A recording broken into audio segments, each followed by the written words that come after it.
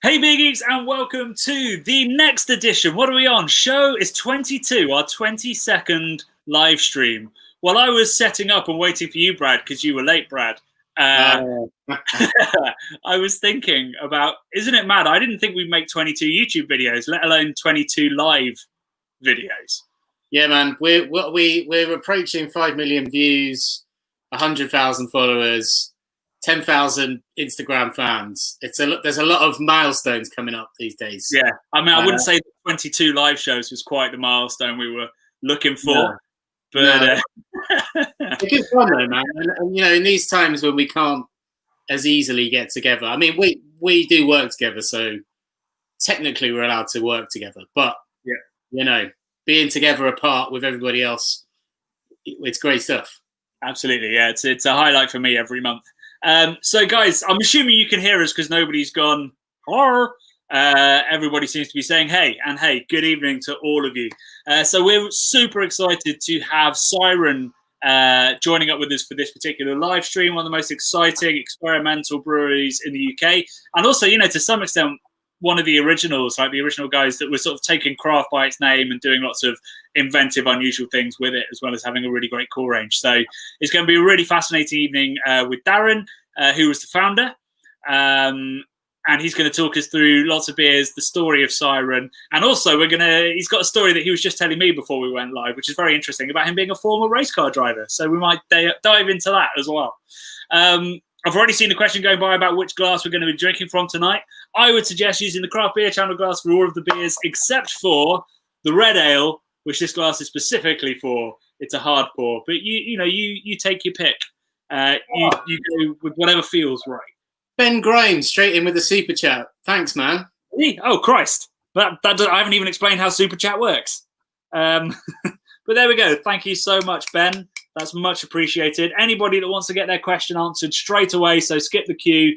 You can use the super chat. That money goes straight to us, a tiny bit to the bastards up at Google. But that's a great way of supporting what we do, especially if you're not a Patreon. Which you should be Patreons, Brad. What? Say that again? I missed you. I said, why should people be Patreons? Why? Because our children need wine. And we don't make much money on the craft beer channel. So it kind of helps keep the metaphorical and physical lights on. I love that whenever you're asking for money from our followers, you bring up the non-existent children. I think people see straight through it. What we're thinking, Johnny, quickly changing the subject. We're starting off with a sound wave once my camera works out where it is. There it is. Yeah, so we're going to kick off with a bit of sound wave. So this is their core IPA. I feel like, we'll ask Darren when he comes on, I feel like it started off a good couple of years ago. It was more West Coasty than it is now. Well, actually, there's still some pine there, thinking about it. Ben, we owe you a question, mate, seeing as you've given us a super chat. So anytime you want to pitch in with a question, go for it. I was drinking Soundwave a couple of days before lockdown part 2 here in the UK in one of probably my favourite pub, which is the Royal Albert in New Cross. I've been going there since I was pretty much a teenager, and it used to be called Paradise Bar. And yeah, I was drinking Soundwave. I thought I'd have 1 pint of Soundwave before I knew we were doing this. And it tasted so great that I think I had about 4. And I didn't try any other beers when I was in there. I was just staying on Soundwave. It's great. Sign of great beer, isn't it? That you go back for another, you forget what else is on tap. Oh, yeah, I do that quite frequently as well. I did it with the coffee beer, Broken Dream by Siren on cask. I found it, and that beer is just a beauty. Yeah, so we're getting some questions in already. Like, what the name of your kids, Brad? Well, I've got 2 fur babies, and they're called Jeff and Steve. They're my cats. So technically, I do have dependents. They're quite high maintenance. I have to put them through private school education here in Catford. I live in a very appropriately named town in London.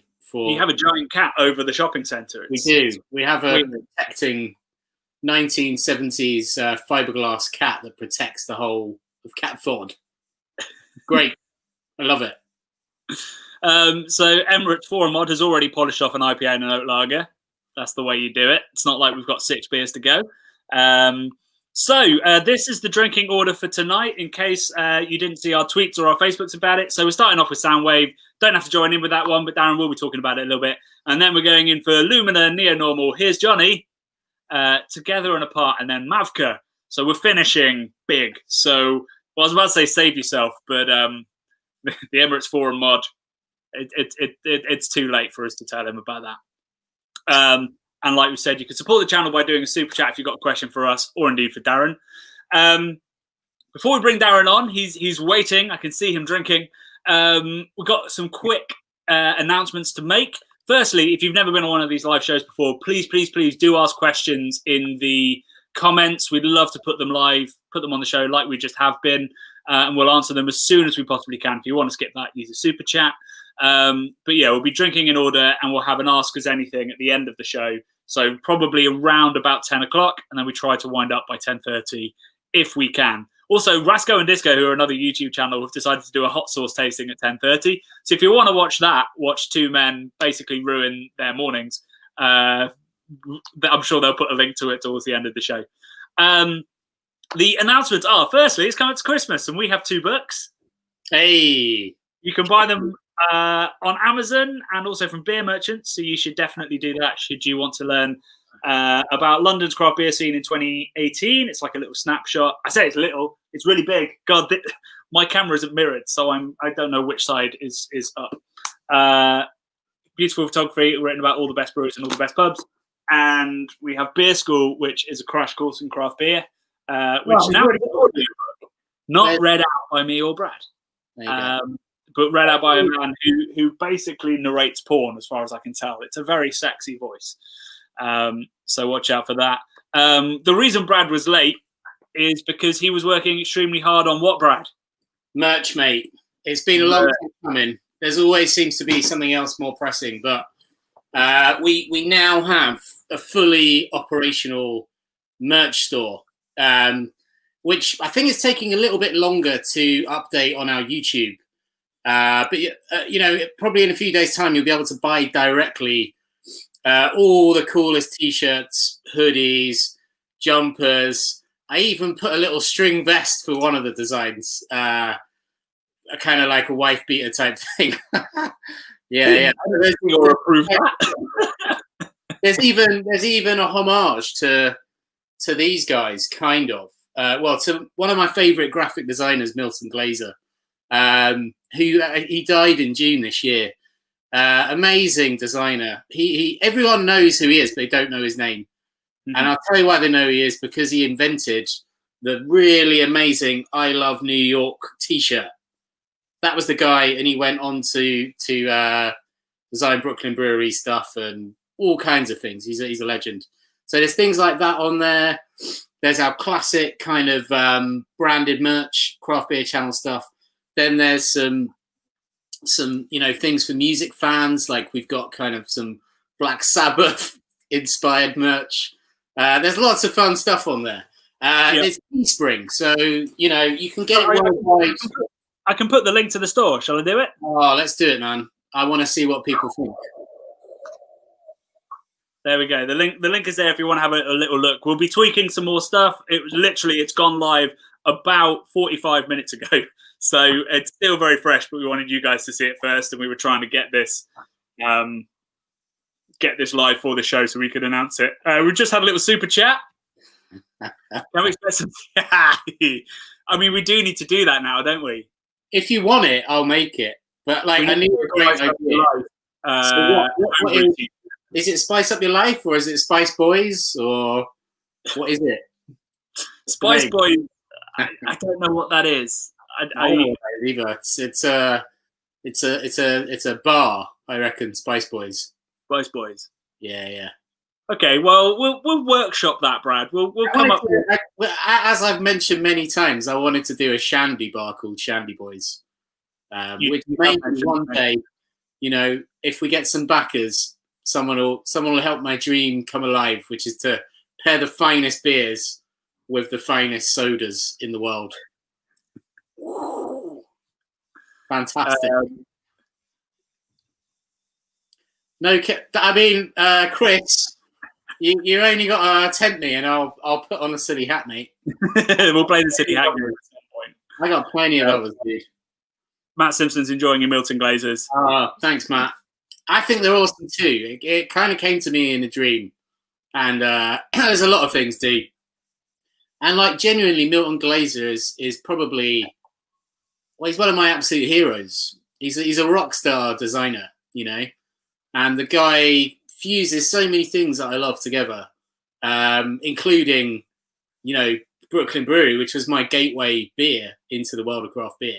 So it's a real special design to me, and I hope to fuckery that we don't get sued for. The worst, we'll get a cease and desist, and we will desist immediately. We'll be okay. I'm more worried about the Be Wiser one. That's a. But I'm also, as well. I just need to make sure we get a couple of T-shirts ourselves before that one gets removed, or Teespring and go to print it and go, yeah, no, we're not making that. So there we go. Right, so we've got some trolls in tonight. That's always nice to see. Thank you. To be fair, this troll is hilarious. I no longer have a thumb ring. I replaced it with a wedding ring. So I'm much more fashionable than I used to be. The thumb ring was something I did as a 18-year-old and just stayed weird for that long. Yeah, one of those like where I remember getting a necklace on a beach as well and stuff like that. But for some reason, everything went except the thumb ring. Talking of embarrassing things, hat. Yeah, I will get. So, Kern, thank you so much. When is the glass of CBC available again? I need to chat to beer merchants. I believe they still have some in stock. Sorry, they do still have some in the warehouse, but they haven't got them live, and I haven't found out why. So we will get a couple more live in time for Christmas, I promise you. And hopefully some more books on beermerchants.com so you don't have to use Amazon if you can possibly avoid it. So that will be coming. My apologies, we will get that live again. Right, so we've already got questions coming through for Darren, so I think we should get him on sooner rather than later. So yeah, like I say, ask your questions. I will be keeping a note of all of them, so it might take a little while for me to get to them, but please stay patient, and if I miss it, post it again. That's all right. Don't like spammers, but post it again if you think you've been missed, if we've asked a question afterwards, or use super chat. Cool. So Darren looks ready. We'll bring him in. We're still on the sound wave, but we'll be moving on to Lumina quickly. So I reckon we'll start with the story of Siren. Where is it? One more thing to. Oh no! No, took too early. We could boot him off again, but that feels rude at this point. Welcome to the show, Darren. Thank you so much for joining us. Cheers. Thanks for having me. Pleasure. Not at all. Not at all. We're the ones who are honoured. So, yeah, I mean, you've seen the chaos that's already begun. So I apologise for that. But it would be really lovely. While we're just finishing off the sound wave, we've had two separate people ask the story of Siren, how Siren came to be. So maybe we should start there. Yeah, sure. I guess I came at this from a very similar background to brewing. I was in IT security before this. A lot of similarities. But yeah, I used to be in IT security, which I found was pretty boring. I was very lucky enough to be in a position where I was able to sell the company, move on, and do something different. And I'd really had a bit of a passion for making something. I was a fan of beer for probably before it was legal for me to do so.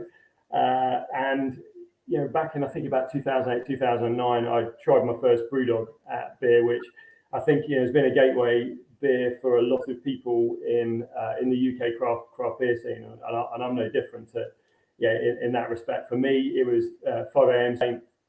that started my journey. And yeah, I found myself in this position where I was actually supposed to be taking some time out. I was supposed to be taking a couple of at least a year to do nothing, and that didn't really happen. Within 3 weeks, I was actually on a brewing course, learning how to brew, and brewing loads of beer from in my house, and kind of grew from there really. So yeah, I mean, we started in 2013. I could go into more detail. I'm kind of conscious of your time, so tell me. I'd love to know what were you brewing at home, and did any of those beers make it to the commercial brewery? Are any of these sort of recipes that we're drinking tonight or recently? No. No, they didn't. I think probably the closest, the thing I brewed the most was actually a red IPA.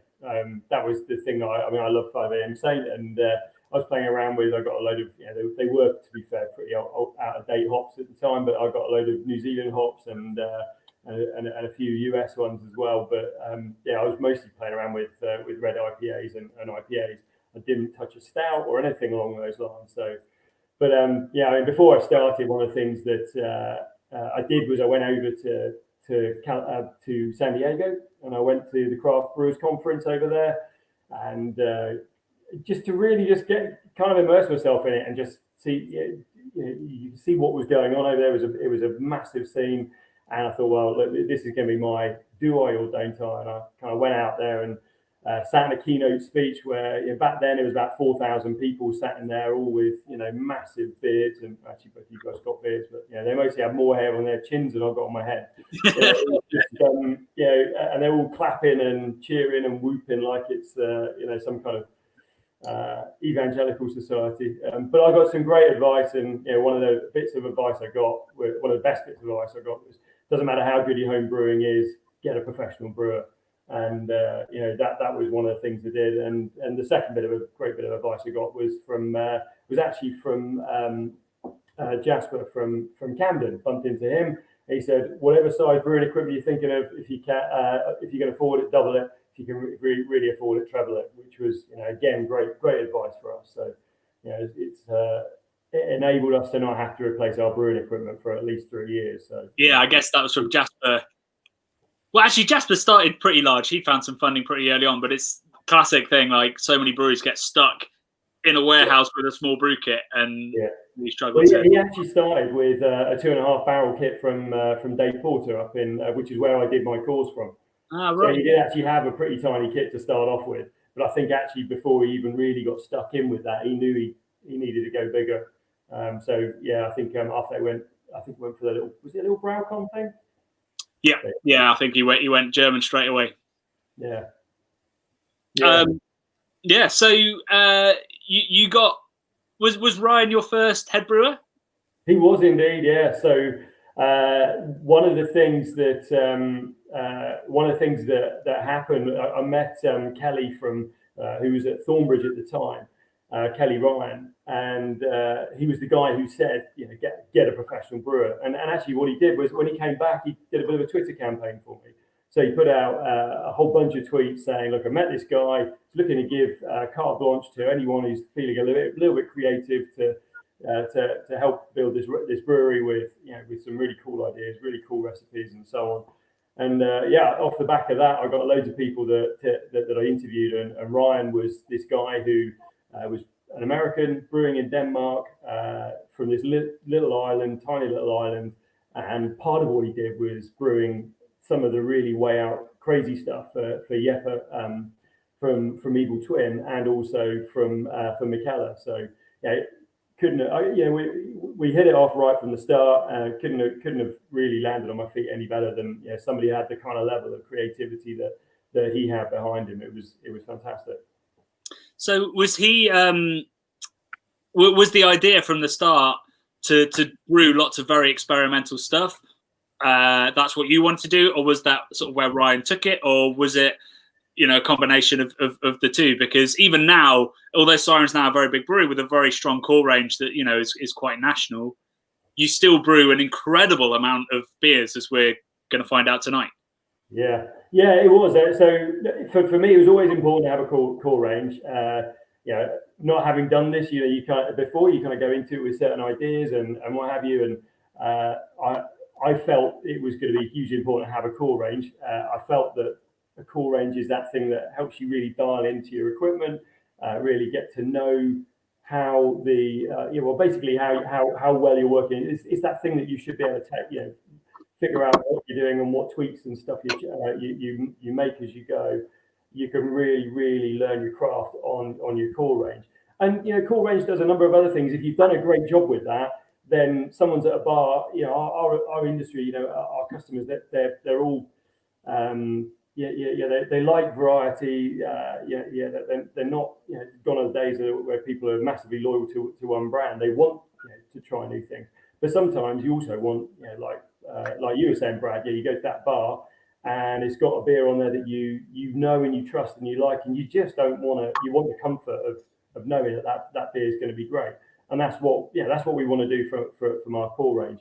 So having a core range for me was always really, really important, and I also wanted it to take a bit of an arc, a bit of a journey. So everything from now we have Eula at 3.6%, but it's got a twist with Earl Grey and lemon zest in it, all the way up to 6.5% breakfast stout with coffee and oats and lactose. Which back in 2013, putting that on as a core beer was pretty full on, really. So that was always important.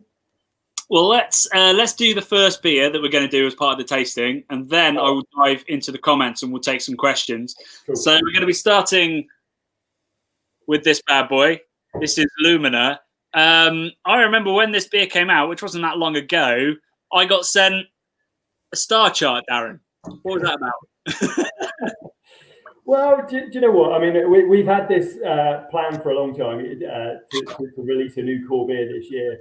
And we always felt that there was a massive gap between 3.6% and 5.6% in terms of ABV. And as much as we like producing higher ABV beers, as a nation, we are still the country where people go into the bar, and more often than not, the first question they'll ask isn't what is the style, it's what's the ABV. So missing something in that 4% to 5.6% bracket was something we wanted.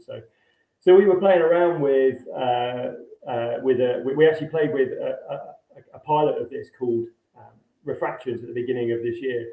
But we've made the commitment to getting stuck in and launch it as a core beer. But obviously by then it was lockdown, so we wanted to try and do it in a way that was fun and interesting and exciting. And as you can see from the artwork, there's a lot.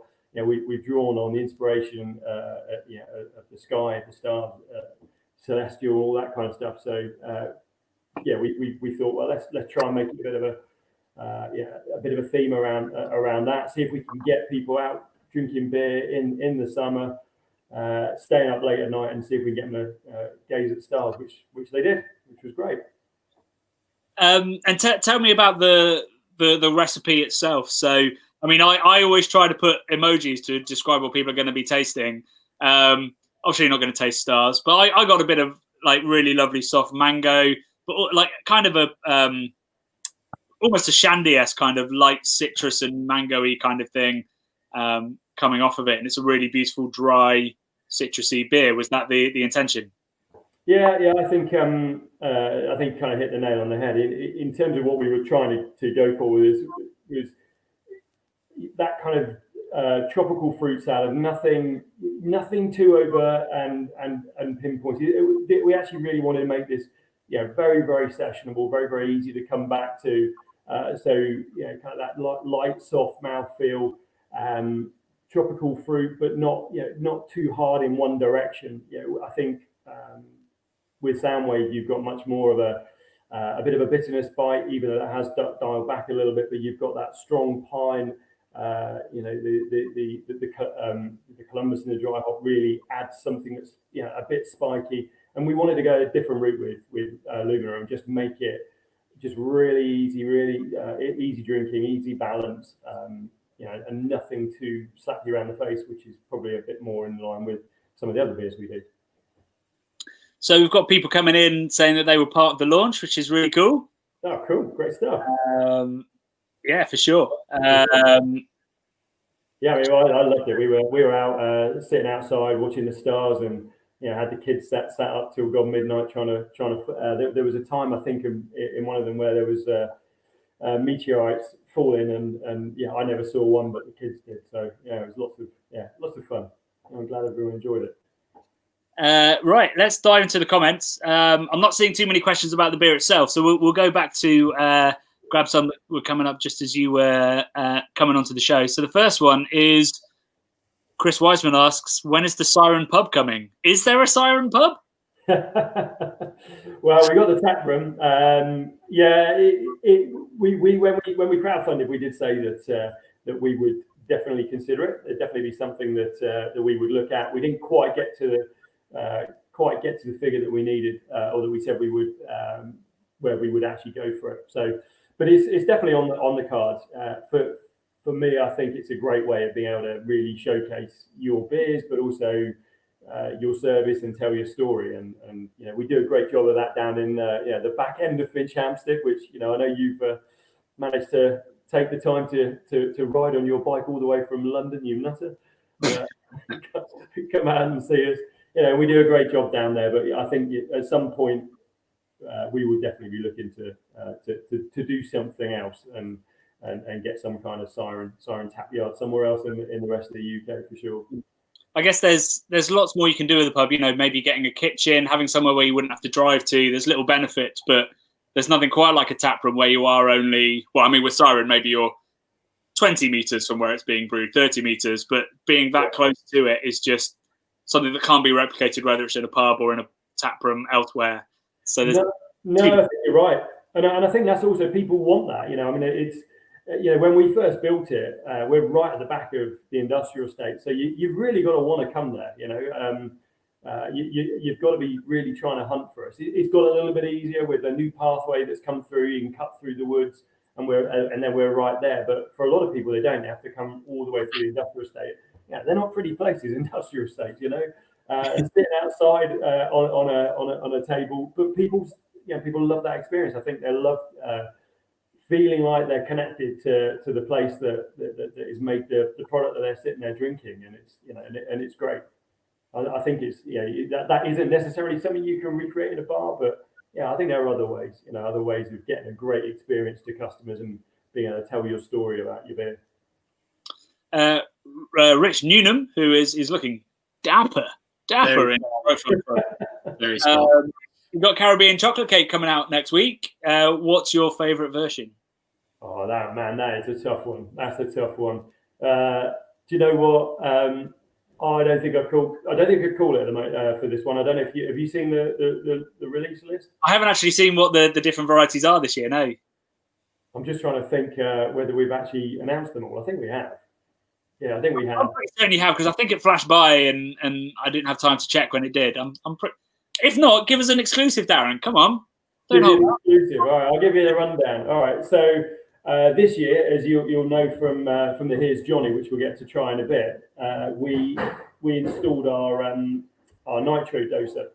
So one of the things we felt was nitro and Caribbean chocolate cake, the classic version, if you want to call it that, would go down so well. So we've nitrogenated the whole batch of the original recipe, and it's absolutely nuts. It's so thick and moorish, and I think you need a spoon or a knife and fork to really get it. It's nuts. But yeah, we've got a pancake stack version, which I really like. I've got to say the Death By though this year is phenomenal. We use a bit of Amburana wood in it, and it's this Brazilian hardwood, and it's just stunning. It's got all kinds of different aromas that come off it, and everybody just picks up something a little bit different. But it's, you know, there's perhaps a bit of cinnamon, a hint of chili, maybe kind of Christmas spices. And we only just put a small amount in the Death by chocolate, but it's along with all that citrus wood that we still put in there. But yeah, I think Death by is a stunner this year. But yeah, they're all good, to be fair. What was that wood, Darren? Sorry, the Brazilian one. What was the Amburana? It's called. Wow. Amburana. It's been used by a few people. So Cigar City have used it a few times, and they've done a couple of very, very popular beers with it, and it is so unique. So I mean, the cypress wood that goes into Caribbean chocolate cake is actually quite compared to the Amburana, not compared to a lot of things, is actually fairly neutral. It takes quite a long time for the extraction to come out for that. So you know, but Amburana is it's just in your face, absolutely in your face. Awesome, I'm excited by that. Yeah. you want to know the hops in Lumina? Oh yeah, hit us. It's mostly US hops, so Azaka, Equinox, and Mosaic, and then we've got a bit of Hallertau Blanc as well, which we kind of feel adds a nice little sort of white grape and perhaps a bit of a touch of mandarin to it. But it's a nice. We like that. Sean, our head brewer, likes Hallertau Blanc, kind of bit of a nice filler hop. It is a lovely hop for adding something a little bit softer and something where you might pick up a nuance. Whereas I'm going to stop throwing this pen out. Instead of like Mosaic, which is obviously going to punch you in the face, it's nice to have something a little bit beneath that. When we did our New England homebrew, and we talked about what Trogs over in the States use the 3-bucket rule. So they've got like the base layer, which is quite often like Citra, Mosaic, something like that, and then you build up nuance from there, because Mosaic, it has zero nuance to it. Citra has zero nuance to it. You smell it and you go, that's Citra. Like I smelled this and I went, there's Mosaic in that. Yeah. The other hops I'd have had no idea, because they were the nuances that were kind of built on top of it. Yeah, and it actually, I mean, Mosaic's actually really, really tiny in this. It's really? Well, maybe it's a combination of all the other things, but it really punches through for me. No, I think you're right. I think what you said about Mosaic is just one of those hops that I think even in just small amounts, it's just noticeable. I find it very noticeable. It has found its way into quite a few of our beers of late, and keep having Kyle, our head brewer, in between Ryan and Sean. His favourite hop was Simcoe. So Simcoe is in absolutely bloody everything. But with Sean, his go-to is definitely Mosaic. So he's right to do it. Nick says, maybe off topic, but do you do beer via Thelton Brothers? Was the fact that they went out of business an issue for you guys? No, I mean we did. Haven't sent anything over to them for about 18 months. I mean I think it's quite sad. It's very sad. I mean, I know the guys there fairly well. I mean, met Dan Shelton quite a few times. I mean, I think the writing's been on the wall for a while. Certainly, with regards to the UK stuff that they've been taking over, it's got less and less and less. Right. And I think we've definitely had challenges in getting our beer to places that wanted it through them. The channels are taking too long, but it's always a shame when you see somebody who's put their heart and soul into the business, and Dan and his family have put a whole load of time, money, into that business. Some of the battles that he personally, he's actually a lawyer by background. Some of the battles that he has fought. I don't know if anybody knows the whole distribution system in America, but it's a bit messed up. And by you selling your beer to a distributor, that means they have the franchise laws for that beer. If that distributor then gets bought out by, say, AB InBev, and then decides not to sell those products, you can't just automatically pick that product up and go and give it to somebody else.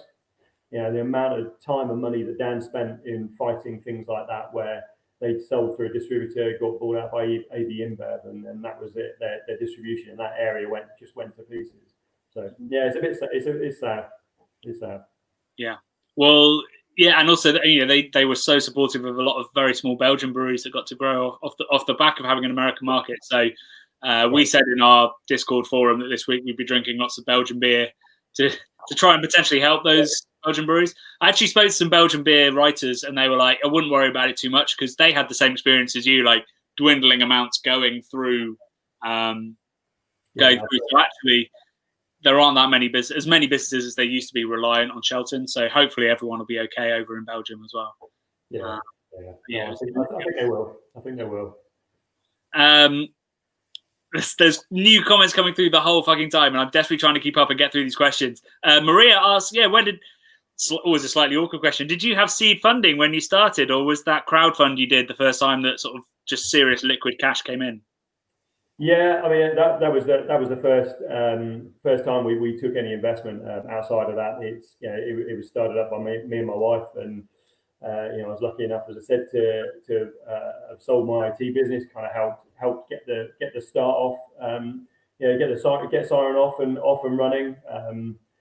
But I'm reminded of the how to earn a bit of money in brewing is have an awful lot of money to start off with is definitely something that I can understand. Not that I had a lot of money, but what was there is now also currently invested in stainless steel tanks right now. But no, yeah. So we started Siren. It came off the back of our money when we started. Lots and lots and lots and lots and lots of bank loans, and then we crowdfunded for the first time in 2018 for the canning line. It was one of the Siren hadn't canned forever, and I think when we first started and we bought our bottling line, it was nobody was really canning. Brewdog were trying it, wasn't really going anywhere. At the time our bottling line got installed, Beavertown actually opted to go both ways and get a canning line and a bottling line, and they obviously made the cans work, and after that the whole can thing really flew.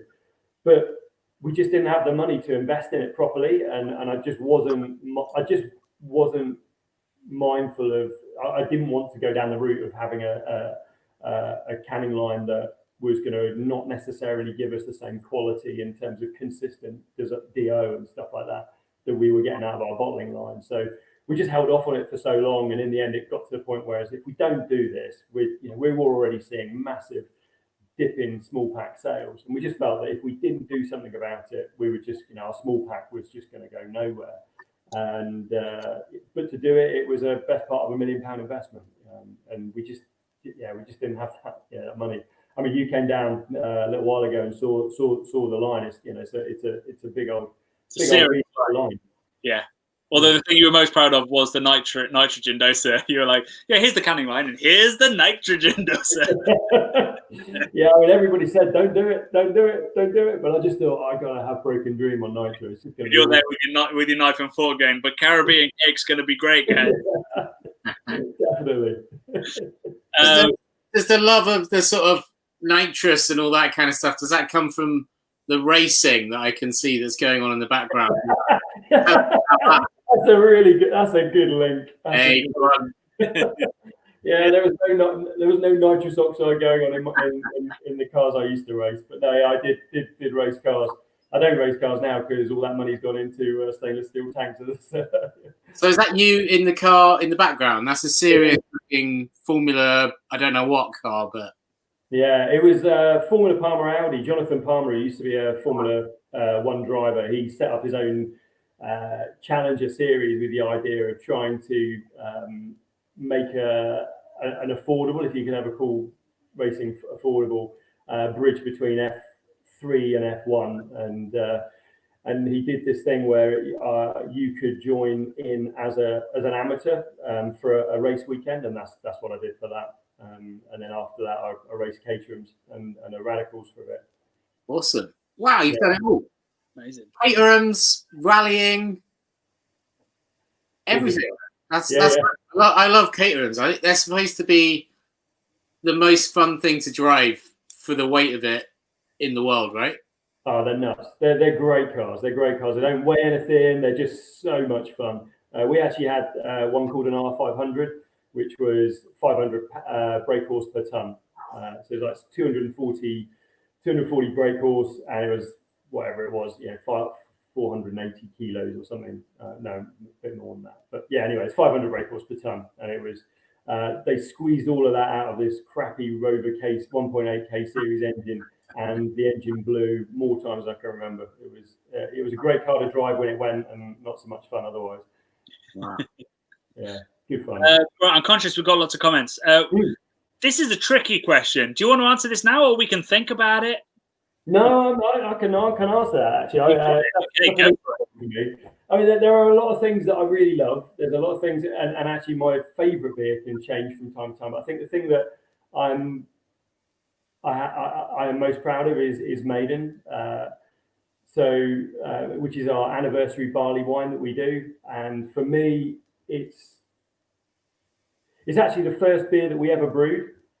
So before we brewed any of our core beers, so before we tried brewing something nice and straightforward like Undercurrent, a nice pale ale or Soundwave, no, we went and brewed an 11% barley wine, and really pushed our system to the max.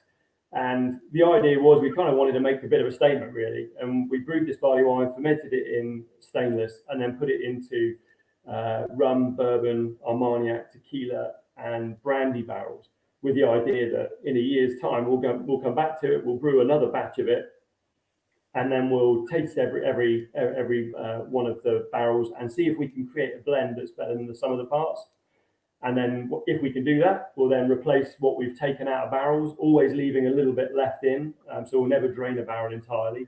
So it's kind of taking on this idea of Sherry, the Solera system, and try and keep accelerating that aging process. And for me, that's definitely the beer I'm most proud of. I think it's, we started out to be adventurous, had absolutely no idea whether it was going to work. The first 2 years were, they were solid, but they're certainly not at the point where it is now. Where it is now, it's a fantastic beer, but it also changes every year because we blend it amongst an array of, what we got now, 47, 48 barrels, something like that, ranging from red wine, white wine, Sauterne, brandy, we've got some ports and spaniels, all sorts of stuff. And we're making a blend based out of whatever presents itself in the best way possible at that singular point in time, which is generally around about the end of February. So, yeah, that's the thing. I love that beer. I love the process of it. I love the fact we get the whole company round. We shut everything down on it. We get all the barrels out. Everybody gets to sip and taste. We all start creating blends. Then we get together in teams, and then the teams create their blend to put forward, and then we vote on which blend's best. So it's a fun. And I'm coming to the next one, right? Yeah. I'm putting this in a public forum now. I'd love to see that. One of my favorite nights in craft beer was you did a launch where you released about 4 of the single barrel versions, and I was at, I think it was Craft Beer Co. in Clerkenwell, and got to try them all. And then we started trying to blend them, which was enormous fun, particularly as we got a little bit drunker. It's just a wonderful experience for a beer geek to be able to try to estimate what actually blending these beers and determining these recipes must be like. Because unless you homebrew, all you get is the finished product, and you go, well, how did they do that? What was the intentions of this? And being able to taste all the individual parts and go, can we try and recreate that, or can we try to make something better? It was really powerful, and I really enjoyed that. That must have been maybe 4 years ago. Yeah. I think I know when that was. Yeah. I mean, the different thing with this is we're not trying to hit a specific target. It really is a case of what works well, and what's presenting well, and what might blend well together. And sometimes it's just the most unusual things you wouldn't expect. You really just wouldn't expect. And we have got such an array of different barrels as well. It's definitely it's a great fun process. Great. Well, let's move on to the next beer, I reckon, which is going to be Neo Normal. The reason I'm doing that is because we've had a question from Gen 22, which will relate to it. So we'll talk about Neo Normal, and then we'll go to Jen's question. Out of my rather wonderful cool box that was my birthday present from Brad. Oh, there you go. Look at that. Oh, You're good to him, aren't you? He's great to me. So Neo Normal. So this is a West Coast IPA. Tell me about West Coast IPA, because obviously not every brewery makes them now, and then tell me about the new Talus hops. Yeah, no worries. Well, we call this a Cali IPA as opposed to a West Coast IPA. So it's kind of it's a slightly different take from a collab we did with Green Cheeks, which is a brewery over in Anaheim, in just outside of LA. And he likes to call it a Cali IPA, where he's trying to retain an element of that juice thing that you get from a New England IPA, but absolute clarity and a robust bitterness. And the first beer we did with those guys was the first beer. Technically we did 2 beers with them. So it was Every Minute Matters, and I fucking love that beer. It's such a great beer. And we've just carried on using that style throughout the year at various different times, playing around with different hops and seeing what we can get with it. So we were approached by Yakima Chief to be one of their partners in to launch a new hop that they were releasing. They didn't tell us the name. They told us the number. It had been used already in a couple of beers in the UK, but they wanted to make this big launch thing out of it. And we thought, well, this would be probably, because we've not brewed with it before, probably be a great way to showcase it. So normally we wouldn't just do a single dry hop with one single hop on a beer like this, but that was the terms that we had with this. So it is quite singular in that respect. I think it's very much, there are other hops in the whirlpool, but yeah, it's all Talus in the dry hop. So yeah, I mean, Talus is it's a Neo-Mexicanus hop. So what that means, if you're interested, then if people likely to be interested by that. Yeah, cool. All right. So a Neo-Mexicanus, what that means is they're indigenous to to Mexico is where they started growing in the wild.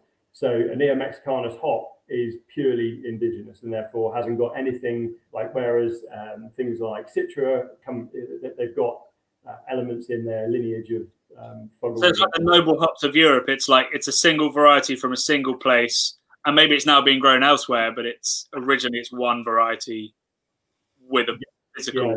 They were wild hops. I think they've then isolated out various strains and then just grown them. I'm assuming they've isolated and just grown that. Whereas if they're growing in the wild, they'll grow with other aspects to its lineage rather than just that one strain. I suppose.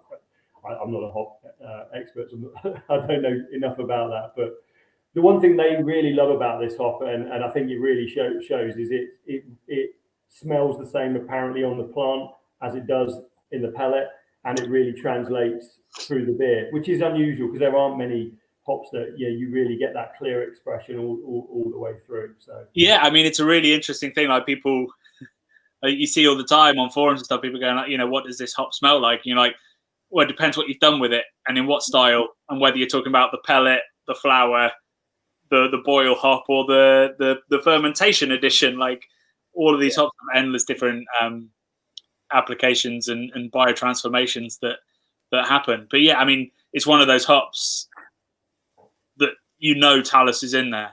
Citra, Mosaic, Sriracha, Sabro.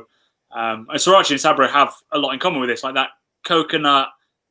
It's not soap on this one. I get kind of rosemary, like something really, like a woody herb kind of vibe to it. Yeah, I get the woody bit. And this lovely, I think what's great about the West Coast end to it, like, is that kind of piney rosemary kind of thing to it. Yeah, I mean, I think this comes across for me as massive pink grapefruit. That's the real big character to it, and there is a bit of, as you say, there's a bit of pine, that kind of that slight woody aspect to it. It's actually it's a daughter of Sabro as well, so there is an element of that sort of florally coconutty aspect. How are we picking up on the grapefruit vibes? Yeah. Pine. Yeah, I mean, it's great because usually when we put a beer, do a tasting or on the channel, people put comments going, I got this or this from this beer. Often you'll find maybe similar tasting notes, but ever so slightly different. Here it is, it's grapefruit. Yeah, I can see that. There's quite a lot coming up of that, which is great. Yeah, I mean, I think bitterness wise, it's a robust bitterness. I mean, it's actually this one, I don't think some of our other ones have perhaps been a little bit more bitter. One of the things that I was actually unfortunately away when we did the Every Minute Matters brew, and so I came back and Sean talked me through the recipe, and it had a calculated IBUs of over 100, and I was like, what the fuck? We don't do that anymore, do we? No one does that. It's all about 5, 10, 15 IBU. No one goes above that. I mean, that's not entirely true. Soundwave is about 50 or 60, but to aim for a calculated bitterness of 100, I think it was 110 was actually what it says on the is the calculated bitterness, but it was pretty punchy. But but it works well, and I think actually there's always that difference between how your recipe things calculate them and how they actually present, and then also how they actually come through in the beer as well. So I mean, this is nowhere near 100 IBUs. Yeah, it's one of my favourite IPAs of this year for sure. Near normal, I think it's brilliant and it's different as well. Like, people always talk about New England IPA being very samey, but I find West Coast very samey as well. And the addition of Talus hops really, it's like no other experience I've really had. Short of something that had lots of something else and then a little bit of Sabro in it. It's just this sort of brilliant, unique hop. It's great. Yeah. No, I think Talus is a great hop, and we're looking forward to using it quite a lot more. In fact, I think one of the other beers we've got tonight has got a tan in it. Yeah, it does. Oh, right. Awesome. Yeah. Playing around with that quite a bit next year. I'm just trying to scroll back to find the question that made me move on. I'm not sure I can quite find it, but it was Gen 22 asking about your Suspended In series. So that's kind of a rotating hop series where you're trying new hops in, but is it the same malt yeast recipe underneath, and you're just trying different hops with it? Yeah, pretty much.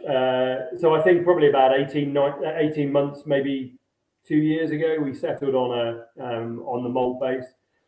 There's been probably occasionally we've made some small changes, but on the whole, it's been pretty much the same. And yeah, it's just an opportunity for us to play with some different hops, play with how we put them in, how we treat them going in, whether the temperature of the dry hop, all that sort of stuff. It just gives us the opportunity to play a bit more. So for us, it's a great beer in that respect. People love it's sessionable. It's 4%. It gives us the chance to play a bit. Publicans love it because they get to have something on the bar that is the same price every single time, but it changes every 2 weeks. So it's kind of like a win-win for everybody, really. Mm-hmm. But we've definitely played with some fun ones. Some of them, that whole thing I was just saying about with the aroma from the pellet to the drink in the end. Some of them have definitely not quite lived up to their potential, which is always a bit of a shame. You have to then try and play around and do something different to make sure you've got something you're happy with going out to the customer at the end. But I seem to recall Wolf being one of them. Wolf? It's I don't think it's Slovenian. No, it's not Slovenian. I can't remember what hop it is, where the country comes from, but it smelled amazing, but just didn't translate into the beer. Right, yeah. Because I mean, it can smell great, but if it hasn't got the right essential oils, there's a big difference between what works in the boil and what works during fermentation in terms of the oils that are being presented, the flavor compounds that are being broken down, and there's still so much stuff that just isn't known, and people are still researching and trying to figure out. I mean, there's a recent paper out on survivables, which is all about the hop compounds that actually can survive the whirlpool and actually give you bigger impact for less effort. So there's lots of people currently playing around a lot with Idaho 7 on that basis, and but it's just still there's so much stuff that nobody has there's not a written rule book that says do this and do this. You're going to get more of that. It just so it's all lots of fun, which is part of the fun. It's part of the art, to be fair. Yeah, I mean, it's this. We forget that craft beer. If we include America in terms of craft beer, we've probably been hopping at these rates, using these yeasts for this long, for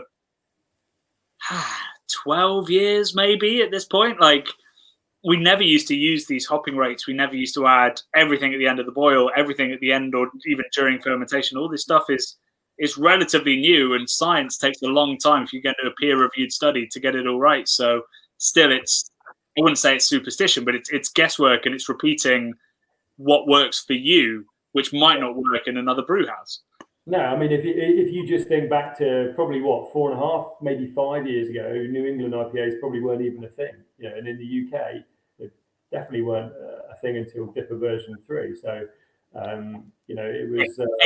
Hey, Gypsy Hill Drifter was part of that, and we were part of Gypsy Hill Drifter, and we don't want to be written out of history. We were the second New England history. Well, always a controversy. they beat. And actually, I think the whole hopping rate, and no one was hopping anywhere near the rates that go in a New England IPA now with a West Coast IPA. Then it was all about how many IBUs can you squeeze into a beer, but the actual dry hops were never that huge because you couldn't, because otherwise they wouldn't then be clear. So and it all changed, so that it's only been the last 4 or 5 years. So Victoria, thank you so much for your super chat. And I'm delighted you're converted to Siren. It's a never-ending journey with Siren. They will never stop making new beers that you need to try because they never stop reinventing different styles. So welcome to the slippery slope. Darren, your background in computing, you had a computing company, and then you went into sort of the technicalities of racing. You've gone into another very technical field. There's obviously something in your makeup that you're like drawn to sort of fine-tuning things. Almost, I would say your beers are like a race car, that you're engineering it to be a direct hit in whatever kind of capacity you want it to be, which I think is very cool. That's obviously in your DNA that you're kind of drawn to these fields, I would say. That's an interesting analogy. I'm using that one next week. With Dan. Well, I've always been, into the minutiae, the technicalities of things. And yeah, I mean, I don't brew. My kids are horrified when I said, I've only really even pressed the buttons maybe once or twice in the whole 7.5 years. Since we've had the kit. I've let the guys who actually know what they're doing get on and do that bit. But I have a strong interest in what we do, and I have and I do look at all the stuff we're doing. I look at pretty much nearly all of the recipes that we do. So I do take a very keen interest in it. I'm not sure how that links in with the racing cars, but because actually probably quite similar. Because when it came to the racing cars, I was very interested in what I did to make them go faster. You talk about lifting up the boot of the bonnet of the car and trying to figure out what goes. That's definitely not me. So because I don't think there's a boot in a racing car. Just put sandwiches in for. That's not the same, because actually I'm very interested in what goes into making our beers and making sure we get those right. Trying to find all the little tweaks that we can do to just make that little bit better, that little bit of difference, and It's obvious you're a font of knowledge. You know exactly what's going on at the brew house. So, from the stuff about the wood, the Brazilian wood that I've never heard of, to your experimentations with talus and stuff, which is kind of awesome. So I like that. You got to take an interest. It's Siren got the thing that got me into it. It was there's been a temptation that just I couldn't. As I said, I was supposed to be going off and taking a year off, and it just kept getting drawn back into this idea of trying to create something and make something. And the Siren was calling you. Well, that's it. That is kind of partly where the name kind of comes from. Is that aspect of the temptation and just being drawn back into it. I'm sure there's a Godfather scene about something similar, isn't there? Keeps drawing back. Anyway. Yeah. Keep tracking it out, but they pull me back in or whatever. That's it.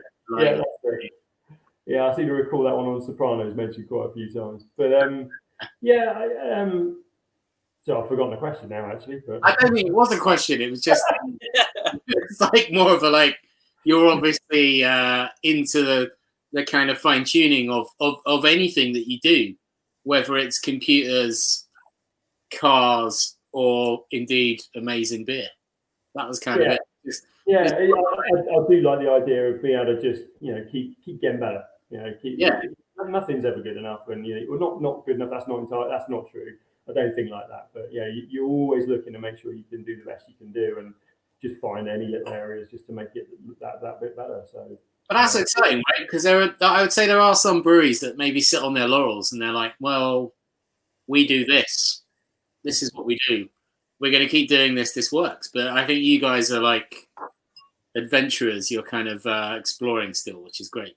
And that's that's the part of the business that really spoke to me. I mean, the core beers are super important, but it was actually seeing that everybody else having so much fun playing and trying things out, and just seeing what their inspiration to where it took them, and then creating something, thinking, well, will it work or won't it? And there's a lot of fun in that, you know. There's a lot of jeopardy in it as well, but there's a lot of fun in that, and that's definitely a part of it that, you know, that I like. And but yeah, that tweaking thing, you know, we've actually done so much stuff in the brewery during lockdown. It's been, you know, it's been crazy, and in terms of following through some of the investments that we were working on through, you know, through our from our crowdfunding. But yeah, we've now put our massive tanks that we've got outside, 250 hectolitre tanks. We put our nitro doser in, but yeah, the thing I'm probably most excited about is we've bought a water treatment plant, and that isn't in yet, but it's just one of the things that in Finchampstead we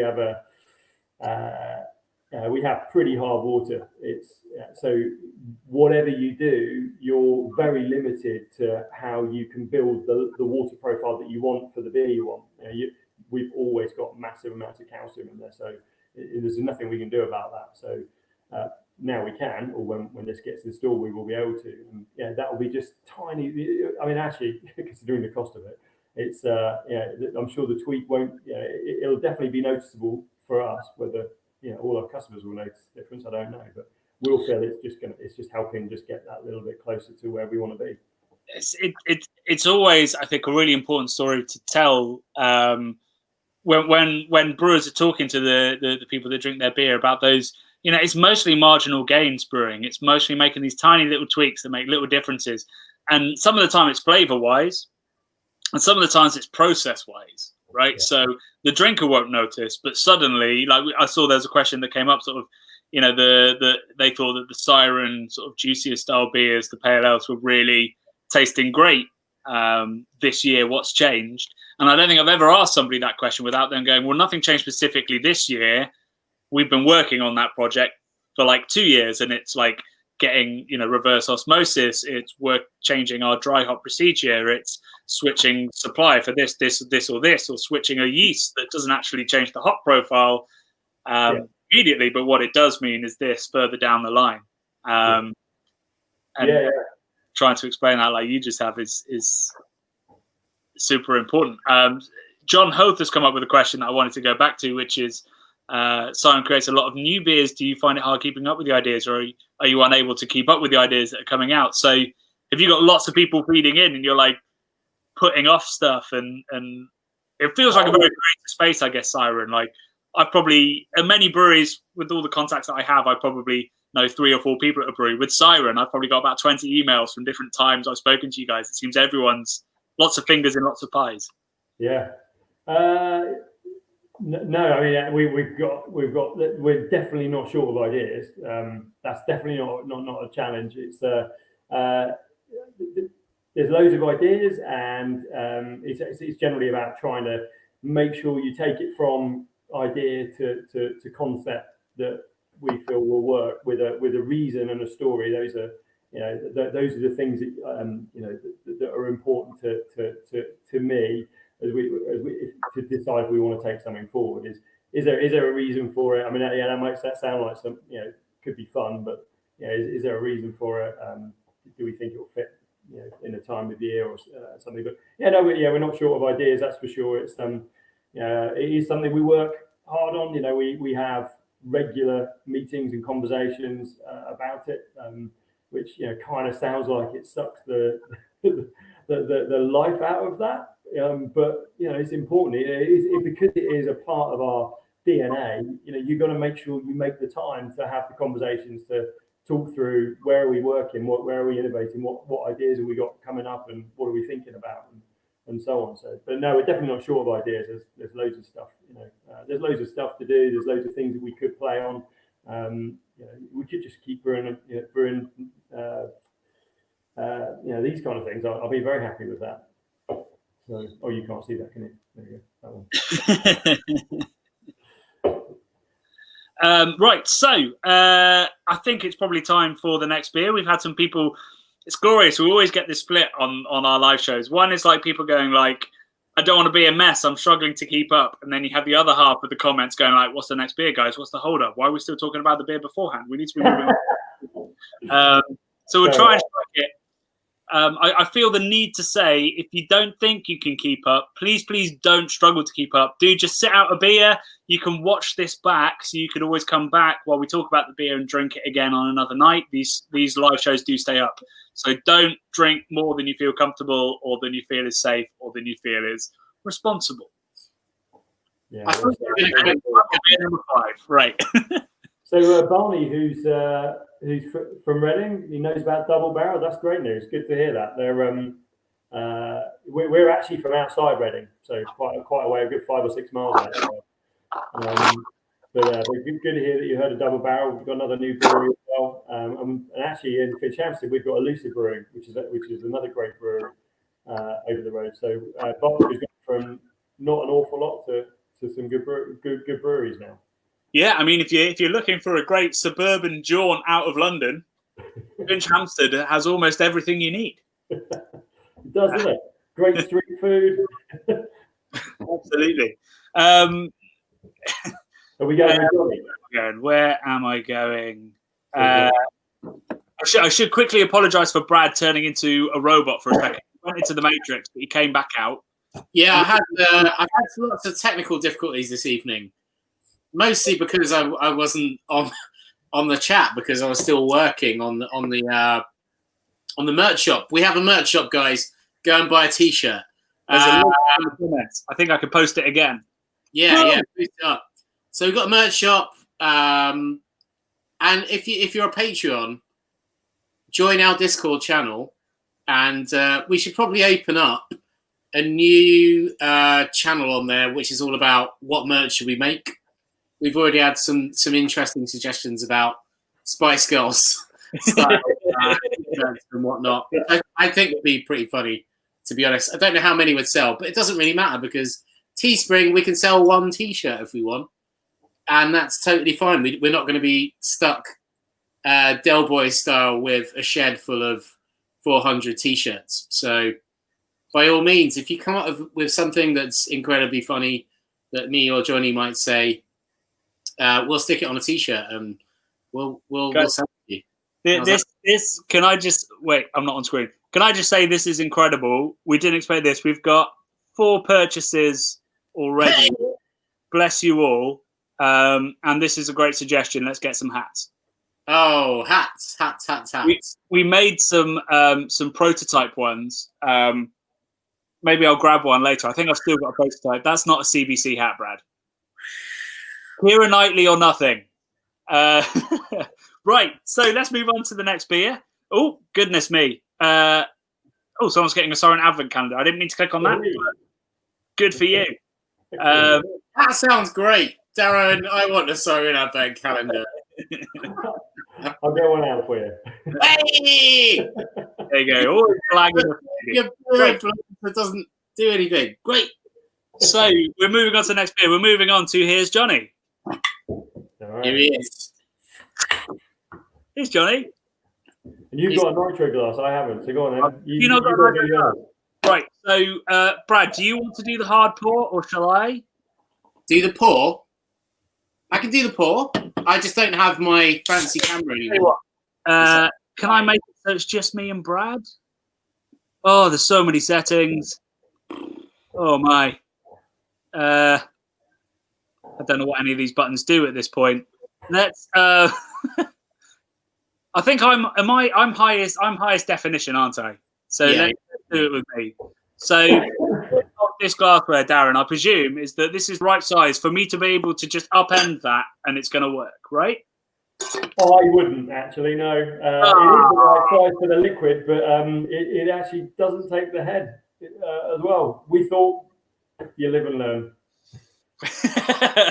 All right, I can still pour pretty hard and wait for it to settle. It won't go and make all the head. Yeah. Okay, right. So I'm going full screen me. Beautiful glassware. If anyone didn't buy the box and didn't get one of these, go back, get it. More fool you. This is incredible. I'm not sure how this has been printed, but it's got sort of different textures and like different kinds of opacities involved. It's beautiful. Yeah. Actually, while I do the pour, what would be great, Darren, is somebody did ask about the inspiration behind the artwork and who does the artwork. So if you could tell us about that, and I'll try out a hard pour while you do. Yeah, sure. No worries. I'm actually really curious now. But yeah, the artwork originally was done by a company in Reading, and the kind of, obviously the name comes from sirens, the Greek mythology, tempting the sailors in. So we wanted to use that visualization. Blimey, that's quick. Wow, that's very quick. Okay. Challenge accepted. I'll do it as well. It's not bad though, is it? That's pretty amazing. That's great. The Broken Dream, actually, the cascade lasts a lot longer. So I mean, I've been be honest, we're still playing around with this at the moment. You know, there's still things to learn and just to figure out how it works and what works best and what little tweaks we can. So we're still on a bit of a journey, but so far I've been really pleased with how they've come out. So we had a couple of questions about nitro beer. So to be super basic and clear, think of a Guinness pour, right? That's what a classic nitrogen pour is. So it's that smooth, velvety, thick body, finer bubble that ends up with that beautiful kind of cascading effect. Tell me about like the effect it has on mouthfeel and flavour, Darren.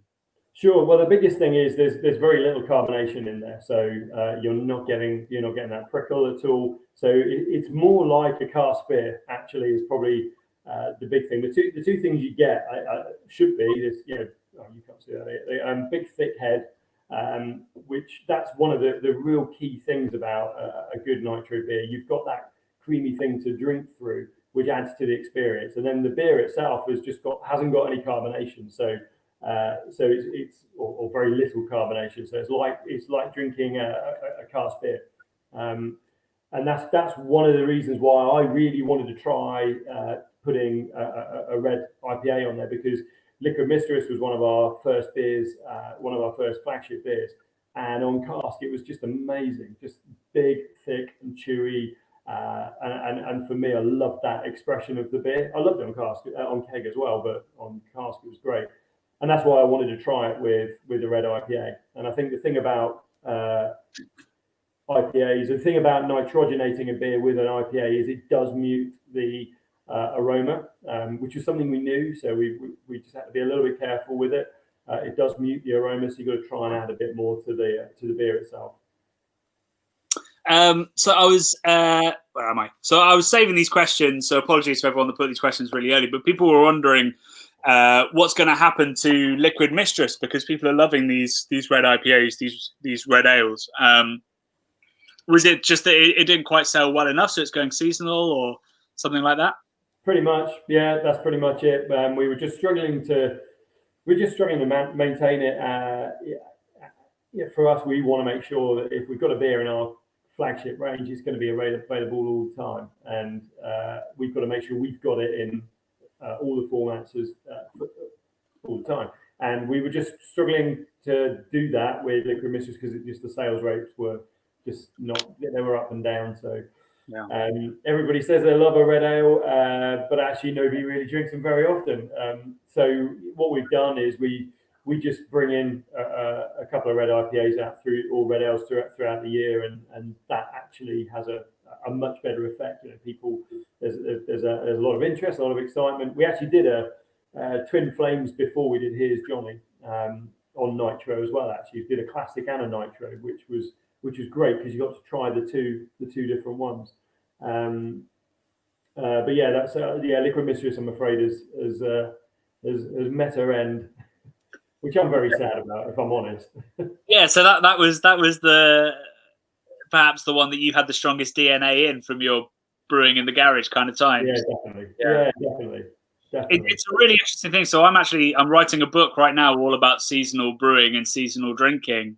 And whenever I mention the book to people are like, oh, like drinking dark ales in winter and strong beers at Christmas and lagers in summer. And you're like, actually, really it's more like the beer doesn't change, but the way that we approach it, the food that we have with it changes. It's like that David Gray music video where he's in normal time and everyone else is going around him in super quick motion. Like, we all mostly drink, unless we're real beer geeks, mostly drink the same thing all year round with some variations. Yeah. And the world around us changes and there's little tweaks to what we're drinking. But yeah, red ales and dark ales in winter is a little bit of a myth. It sells more because brewers produce more of it and push it out there, right? Yeah, definitely. I think both times we've done it since. So Liquid Mistress just never made it into our canning run ever. So we made that decision at that point. So rather than redo the artwork from its original bottle format to a can, we made that decision to not take it forward.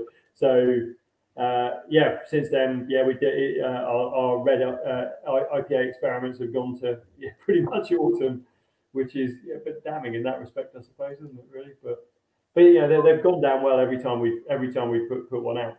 Gone down really, really well. So, I mean, Here's Johnny is definitely a much more muted version of, say, something like Twin Flames, which is the one we did before that.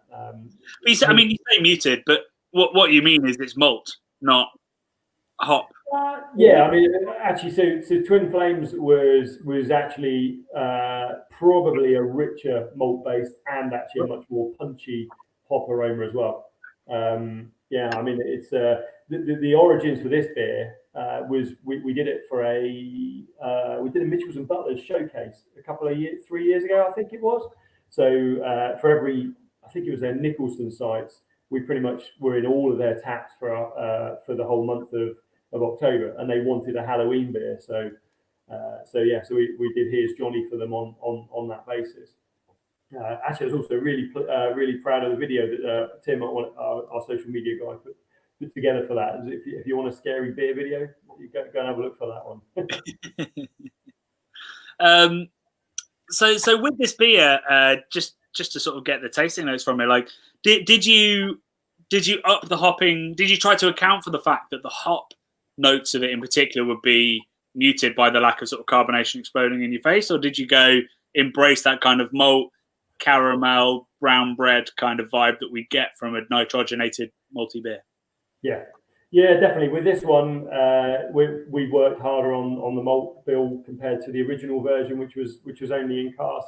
With Twin Flames, which when we released it, we did both carbonated in can and nitro in can, and we definitely so what we did with that was we actually spent more effort on the whirlpool hops to try and make sure that the hop flavor was in the body of the beer as opposed to just aroma. So we concentrate more on that area there than putting in loads of dry hops, because they're. Sorry, I'm laughing because that's Rich, my oldest friend's saying that he's enjoying it, and so is his girlfriend. It's a little personal shout out there. Apologies. Hey, Rich. I love this thing popping up. Do you get to choose what pops up? Yeah. Oh God, if the comments chose, oh boy. Yeah, so I'm looking through the comments and popping up stuff that's coming up. We've missed a couple from John. John has been a very generous tipper from Lord's Brewing. I've shown him before, but thank you, John. Just above him is a question from Ben from Film Busters, also TV Busters, mayhaps. Is Twin Flames a Twin Peaks reference? It is a no. I'm going to be really bad and say I can't actually remember what the reference to Twin Flames was actually. Yeah, I remember coming to Siren years ago, and I walked into the office and I was greeted by a great big whiteboard. I forget the beer, which is annoying, but basically it seemed that the system was you put the whiteboard, you go, this is the beer, and then people would just write down ideas as they came. Is that still how it works? No, it's not. I seem to recall that one. Wasn't there a lot of swear words on there? I don't remember being shocked by the swearing. No, I don't suppose you would be shocked by the swearing. I mean, I don't think that was actually a serious attempt at how we did our beers. I think that was a complete piss take by the guys at the time. oh, right, okay. More than likely. This is a silly system. I'm going to put the C word up there. Yeah, well, I mean, I tell you what, naming, is a real. It's not. I hate naming, if I'm honest. Andy, our marketing guy, is definitely kind of the lead for that. But actually, the names come from all over. But there are definitely some people that are much better at than others. I don't think I've named a beer yet. So you'll get there, Darren. You'll get there. I'll keep trying. This is The Shining, obviously, because this is the floor from The Shining. It is actually the floor from The Shining. Anyone doesn't know this? Yeah, somebody's tweet clock that in the comments. Yeah, that is in The Shining.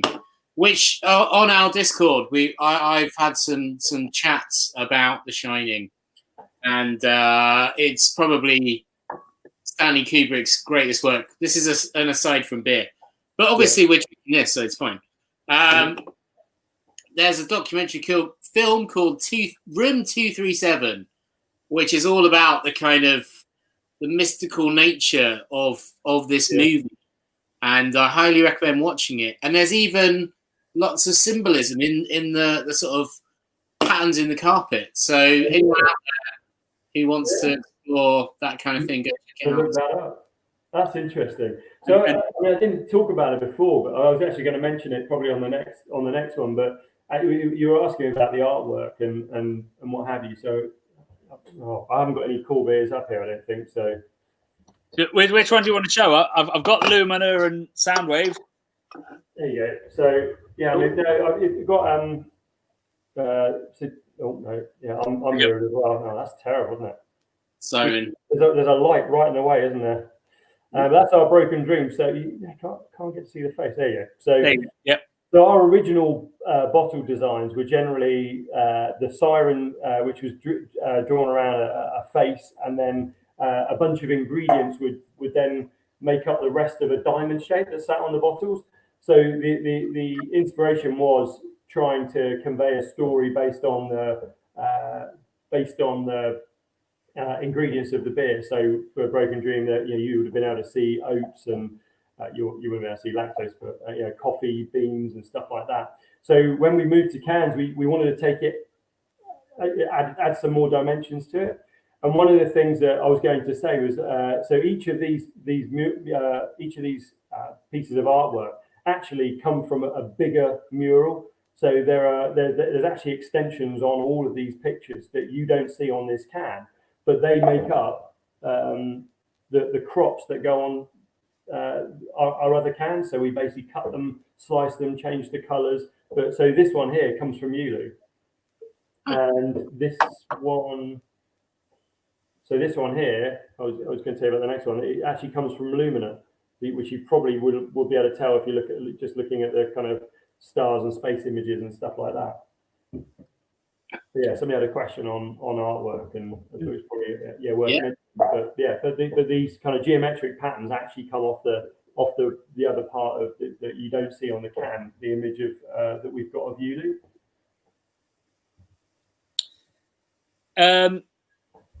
Sorry for the pause. I'm trying to find a question that was asked about how you, and I'm sure you'll enjoy this question. How everyone's like, where's the widget? There isn't one. Nitrogenation work. So essentially what you do is you take your uncarbonated, slightly carbonated beer, as it goes through the canning line, gets filled, and then we have a nitrogen doser, which doses liquid nitrogen into the beer, and you then quickly seam it, and as the liquid nitrogen then warms up, it then gets absorbed over a period of 7 days in the beer itself. So you don't need a widget. What the widget does, and we could get a widget can, but we chose not to go that route. You actually, as soon as you fill it, you actually have to turn the can upside down.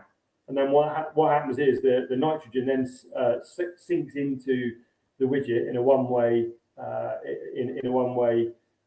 process, and then when you open the can, the depressurization forces the nitrogen through the beer at the time.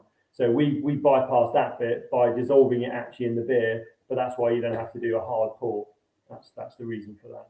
I mean, it's just two slightly different ways of cutting the same thing. Mm-hmm. But yeah, that's why we don't have a widget.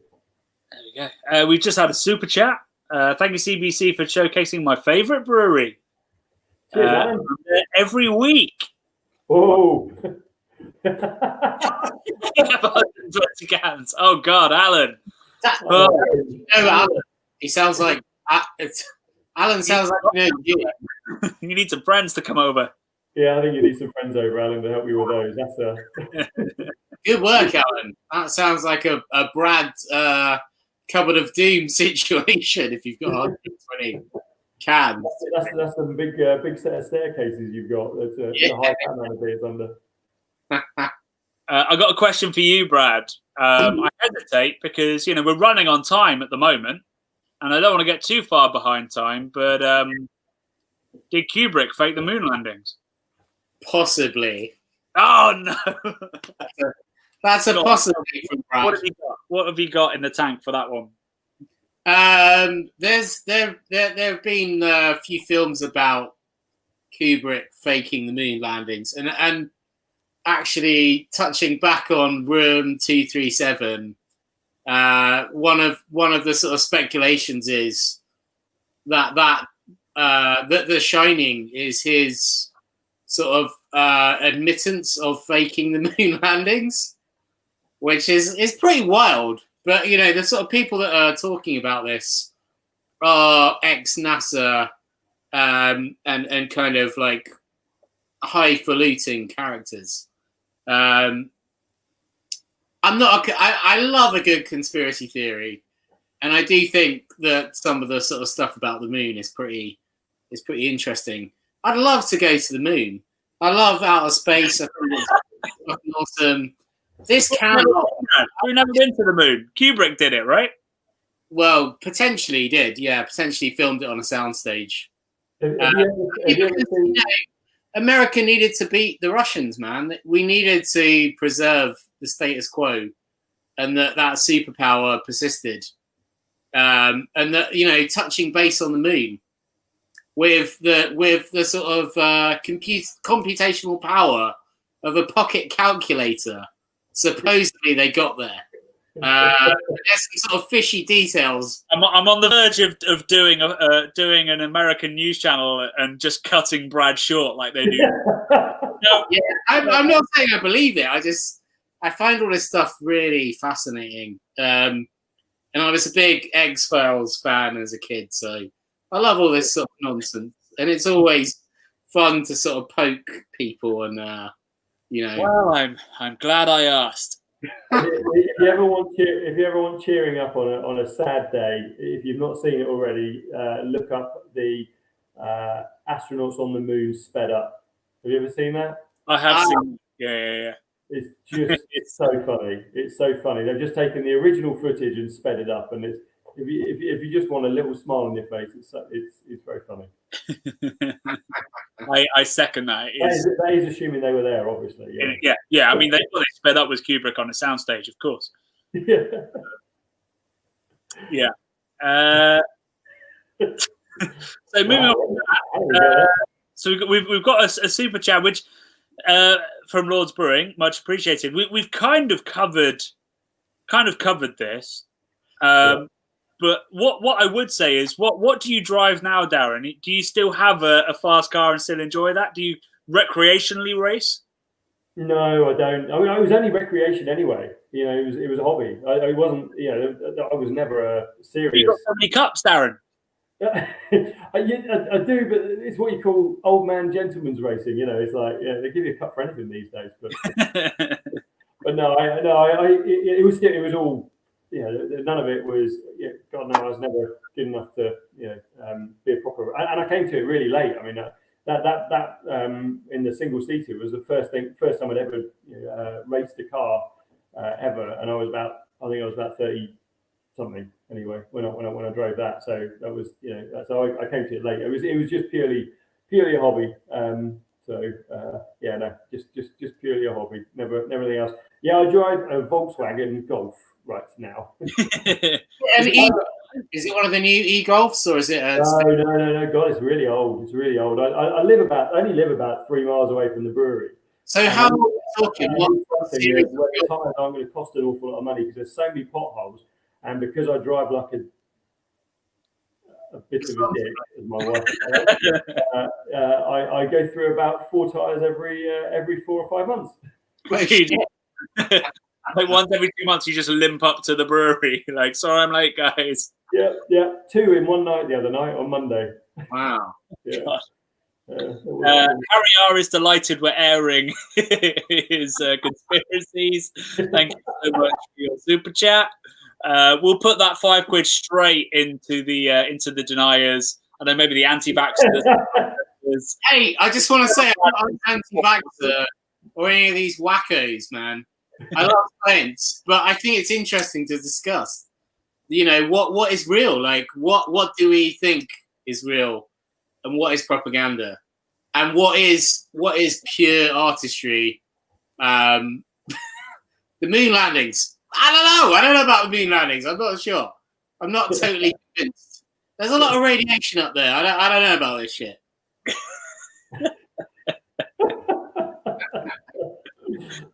Okay. There's an awful lot of people that would have Get away from me! I don't like the attention. Too much attention. I'm not a cuckoo, by the way. I just like to think. Says drink. What does he mean by that? I think he's making a point there, isn't he? Just while I have the power, I can say that Brad is a kook. Right, let's dig out some questions. I think with all the conspiracy, I've lost track of where I was. Also, the booze has not helped me remember where I was. Maybe we should move on to the next beer. Can do that if you want. I've drunk every beer to the bottom. Have you? Yeah, and I didn't have time for any. All I've had today is breakfast. So. I knew you were going to say that. Every shoot we do where we're going to have strong beer, Brad's like, yeah, I didn't have breakfast or lunch. I had a massive breakfast. I cooked a full English breakfast. It was great.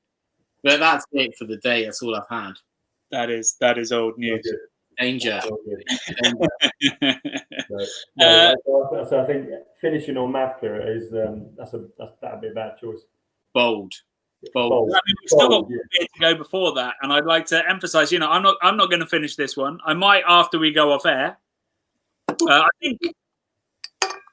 Yeah, I got to the bottom of all the others until that one, but I'm aware that I have to host this, whereas you guys at home maybe don't. So the next beer is going to be Together and Apart. This is a black IPA, or indeed a Cascadian Dark, depending on your point of view.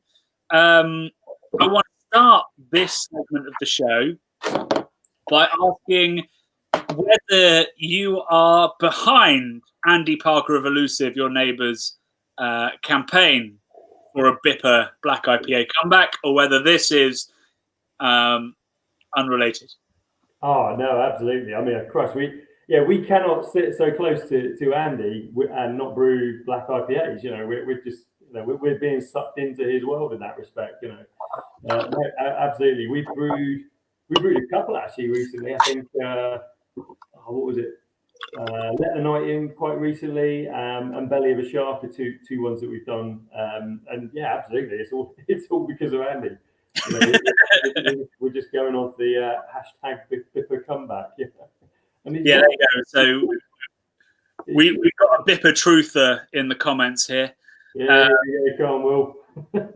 So I mean, there's quite possibly people who weren't into craft beer when the black IPA craze happened. So if you imagine New England IPA, certainly at the start when it was first coming out, it was seen as a craze. We had Brute IPA, which I know Siren made one of that I thought was pretty good, which was like a super dry but heavily dry hopped, supposedly kind of juicy IPA. It was a reaction to the super sweet IPAs going, we want something dry but still with hop character.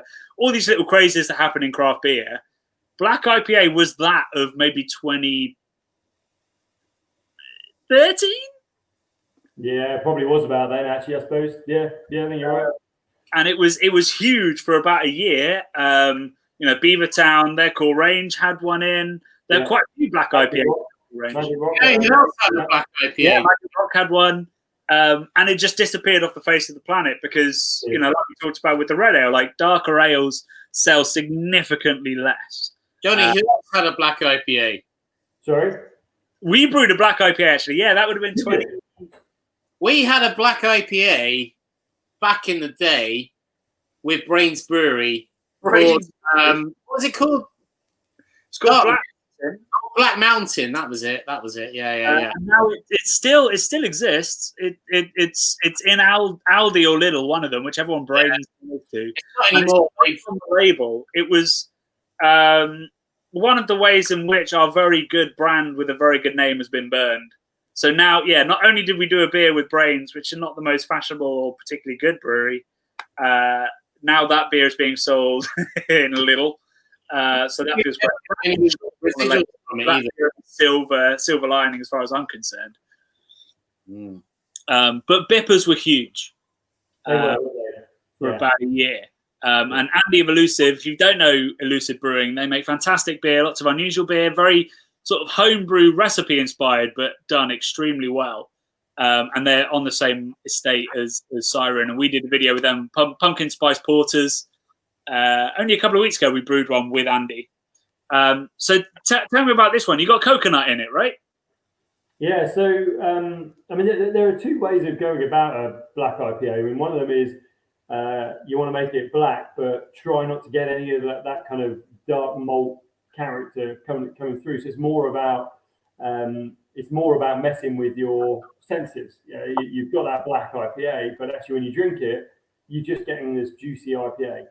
That's one way of approaching it, and that's probably more in line with what we did with Let the Night In and Belly of the Shark. But this one's got more of the malt character to it. Yeah, this was intent, and that was why we called it a Cascadian Dark Ale instead of a black IPA. We actually tried to separate those. Yeah, and I don't think that's actually really what the differentiation in the name is. I mean, I think if you look at the American sort of BJCP guidelines or that sort of stuff, I don't think they classify it in that way. But I don't think anybody really follows any of that over here. But we wanted to make sure we didn't want to say it was the same as, say, Let the Night In, which was really didn't taste like there was no malt, or very little malt character at all. It was essentially, to all intents and purposes, a normal IPA that just happened to also be black. Whereas this is the idea is there's malt character in this. We wanted that to be there and part of it, and there's coconut to it, and quite a lot of coconut. And it's interesting. I mean, there's Sabro in there as well to try and lift that coconut aspect to it. And it's funny because whenever we talked about this in the brewery, it was always a bit of a Goldilocks moment, because out of the usual tasting panel, oh my God, that's far too much coconut. It's bloody horrible. Oh no, that's I can't even get it. There's no coconut in there. What are you talking about? Yep, that's just right. So, and I think it's quite funny. You see that on some of the comments on from customers. There's some that go, well, there you go, Andrew. And then you'll find out, I don't get coconut. No coconut for me. So I think maybe coconut is one of those things, maybe like coriander, where some people just get soap and some people I get more coconut from the talus than I do from the actual addition of coconut in that beer. I get it, but it's pretty muted to me. Yeah, there's about 60 kilos of coconut split between toasted and non-toasted. Right. In 4,500 litres of beer, that's a reasonable amount. Not tons, but it's definitely enough. There were some terrible bippers. This was a bad one. I can't. Siren weren't part of that. Yeah. I just want to draw attention. We've had a super chat from somebody saying that an extra hour at the end of every show dedicated to pitching conspiracy theories to Brad. I'm so on board. Yeah, I'll pay for that. Honestly, I let you guys talk, but I mean, I can talk at length about pretty much anything. I think it's the future of the channel, Brad. It seems to be, right? Let's make the beer a side project, and I think there's mileage in this, We're the conspiracy channel now. I don't care what anyone says. It's what it's always been, and that's a conspiracy in itself.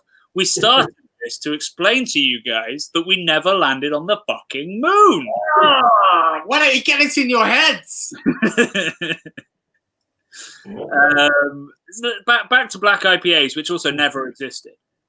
They're a conspiracy. Yeah, no one ever liked them.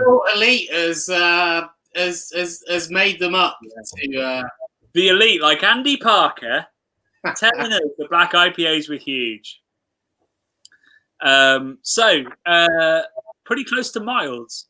I literally wrote a chapter about mild today, in which we decided that mild wasn't a style. I say we. Why have I invented a friend? You're using the we there.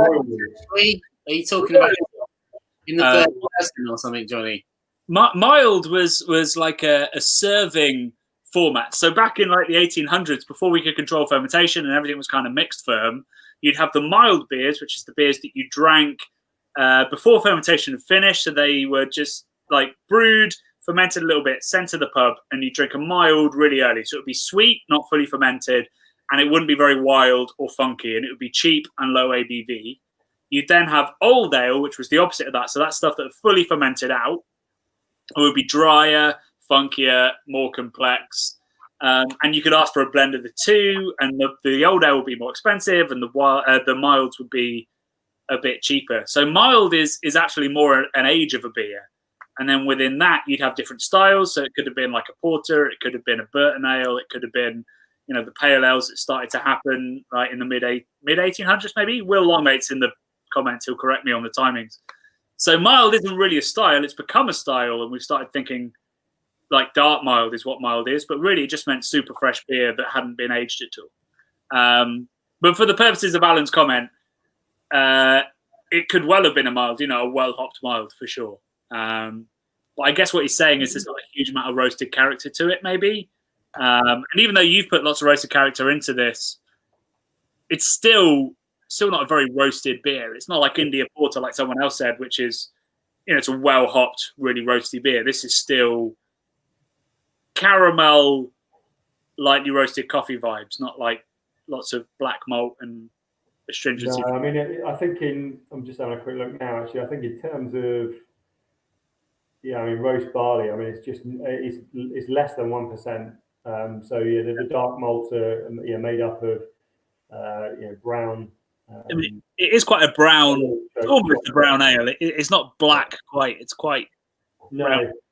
Darren, have you got some sort of Uber spreadsheet open up on the screen there? Is that what's going on?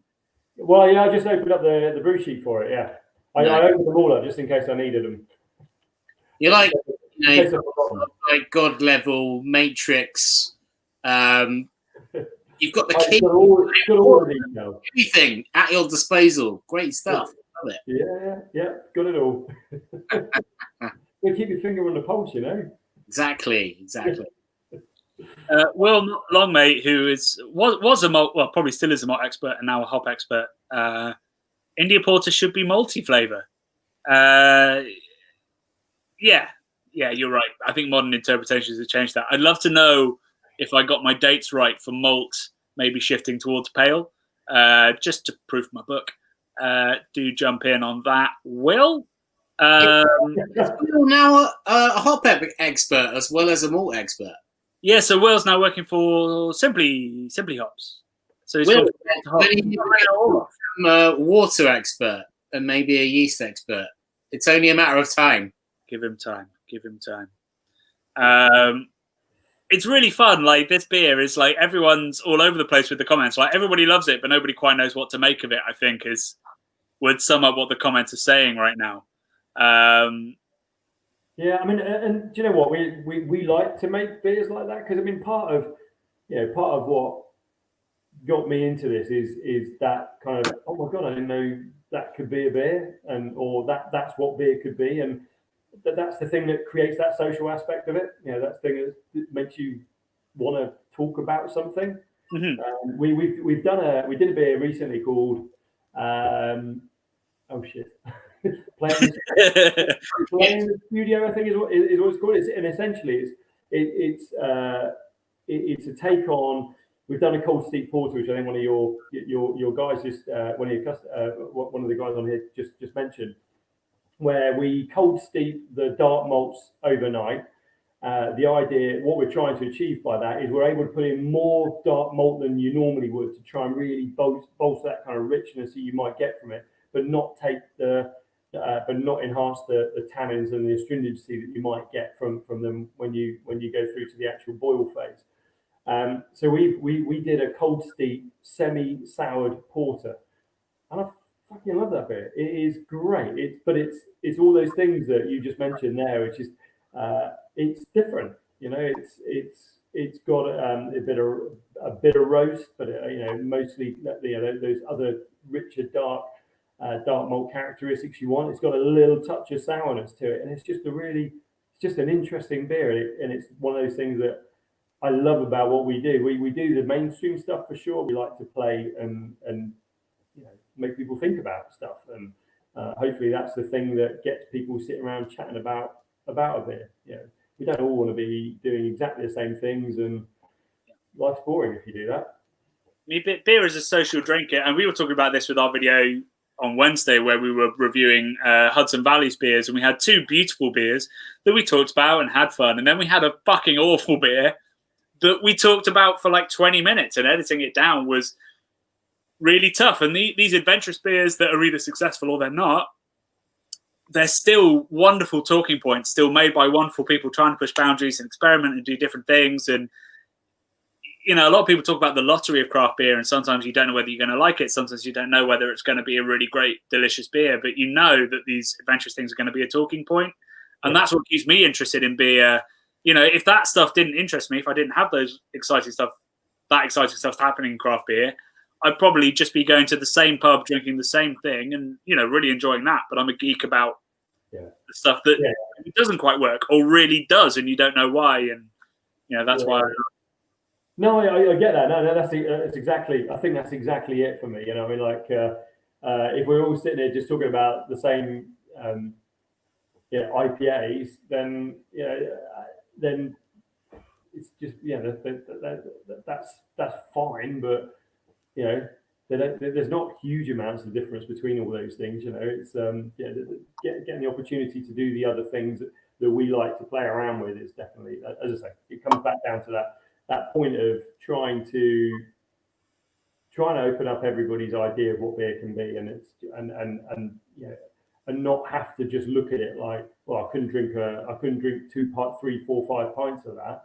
Do you know what? Sometimes that's not what that beer's intention is, and we wouldn't expect you to either. We don't want you to have to think of beer being something you have to drink 4 or 5 pints of it.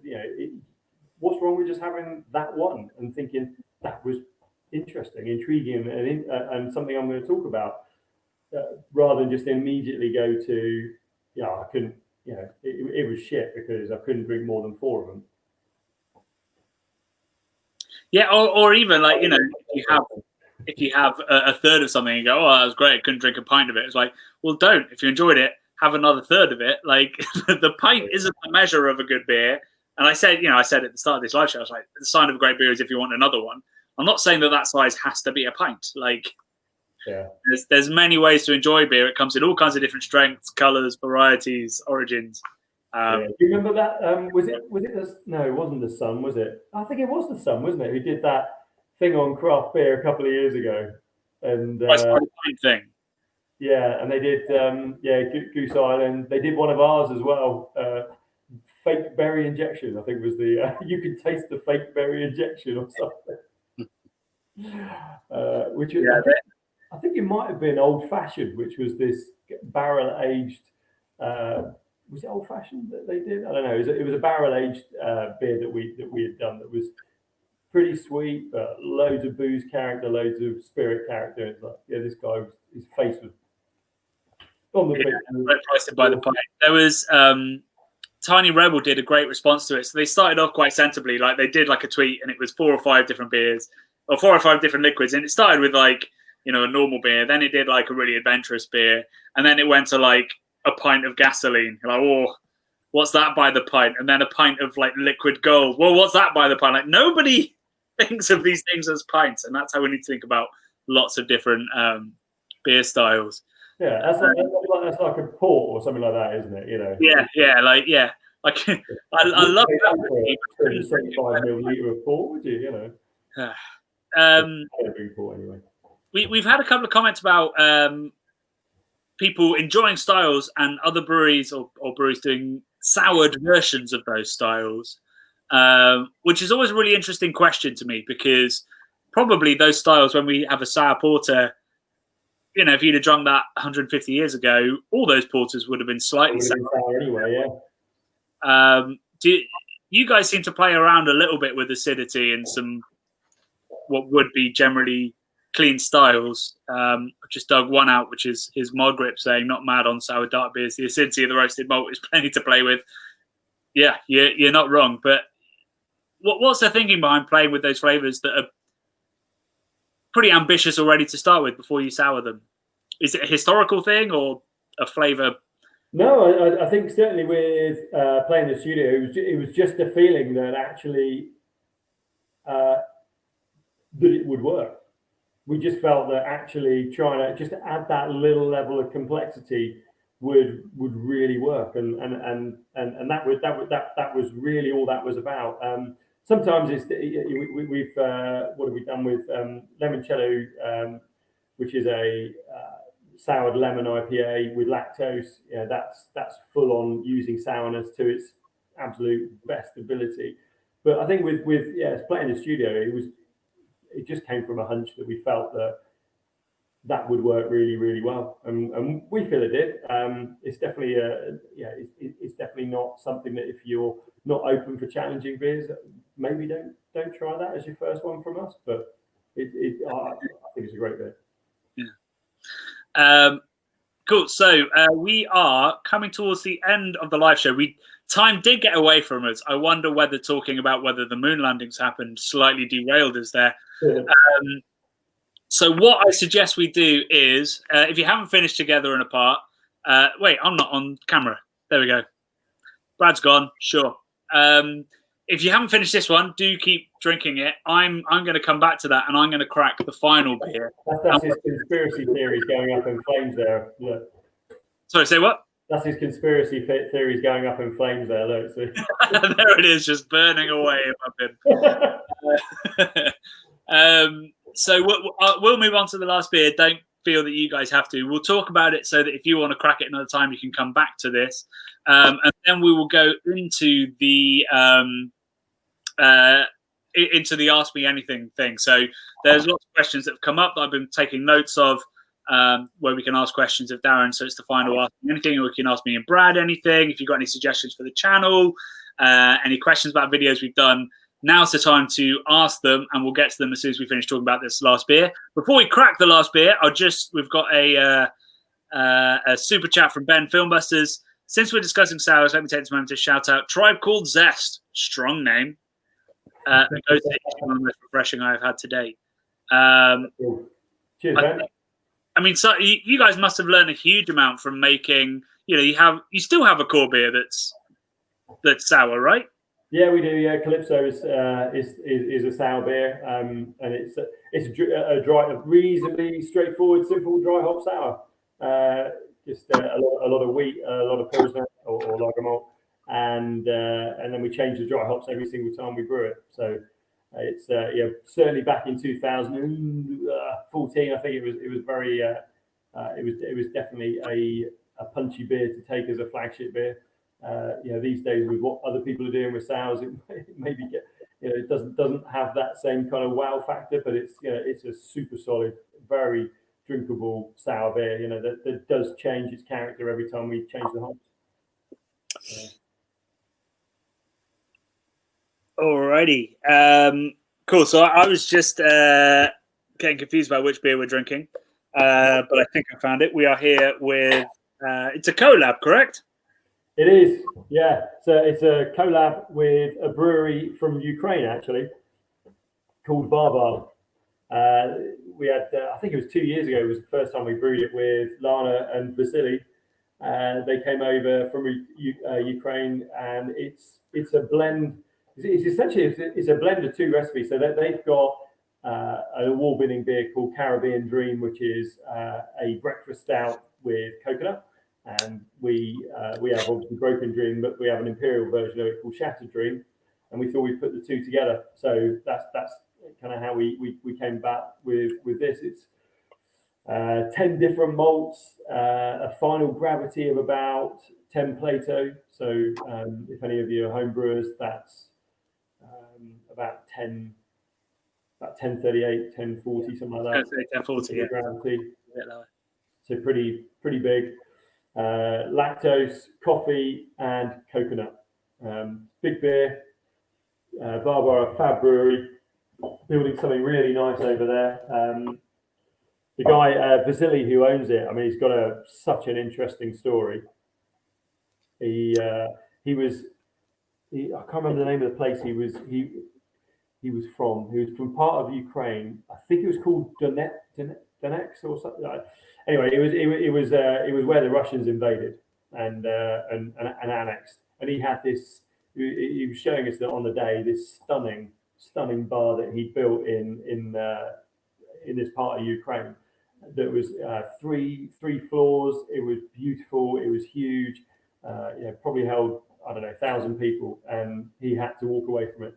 And so heartbreaking. But he, off the back of that, he moved further into Ukraine to get away from the Russians, and then built Varvar as a brewery. And they're going strong, super strong, making some really good beers.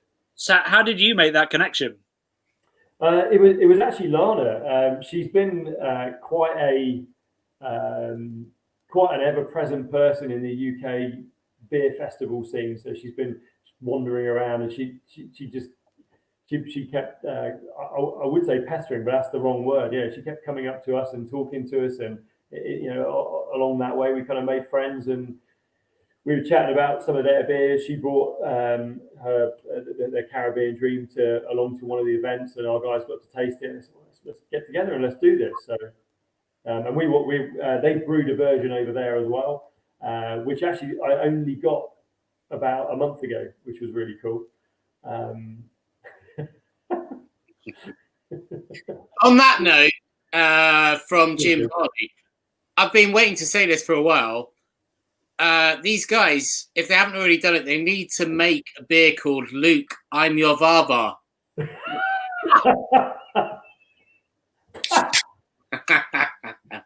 Luke, I'm Your Varvar. I will pass that along. I'll pass that along. It's dark as well, very Star Wars, very Darth Vader. It is a big beer. Ooh, hello. So it's a really green and berried kind of coffee note, I think. Yeah. Like, it's not a dark, roasty kind of coffee aroma like you'd expect when you see coffee on the can. It's really, really, really green and berried. It is. I mean, we try to achieve that with Broken Dream. The reason we haven't played around with our coffee producer for Broken Dream for a while now. We've stuck with Clemson's with is it Baron? I think it's the Baron is what we use for that. But yeah, we've gone for trying to make sure we find something that's a bit more expressive than just pure roasty coffee notes. We wanted something that had a little bit more character to it than that. And so we use the same coffee in this beer. And I think there's definitely a way that it plays with the coconut that kind of brings out that more kind of greenness.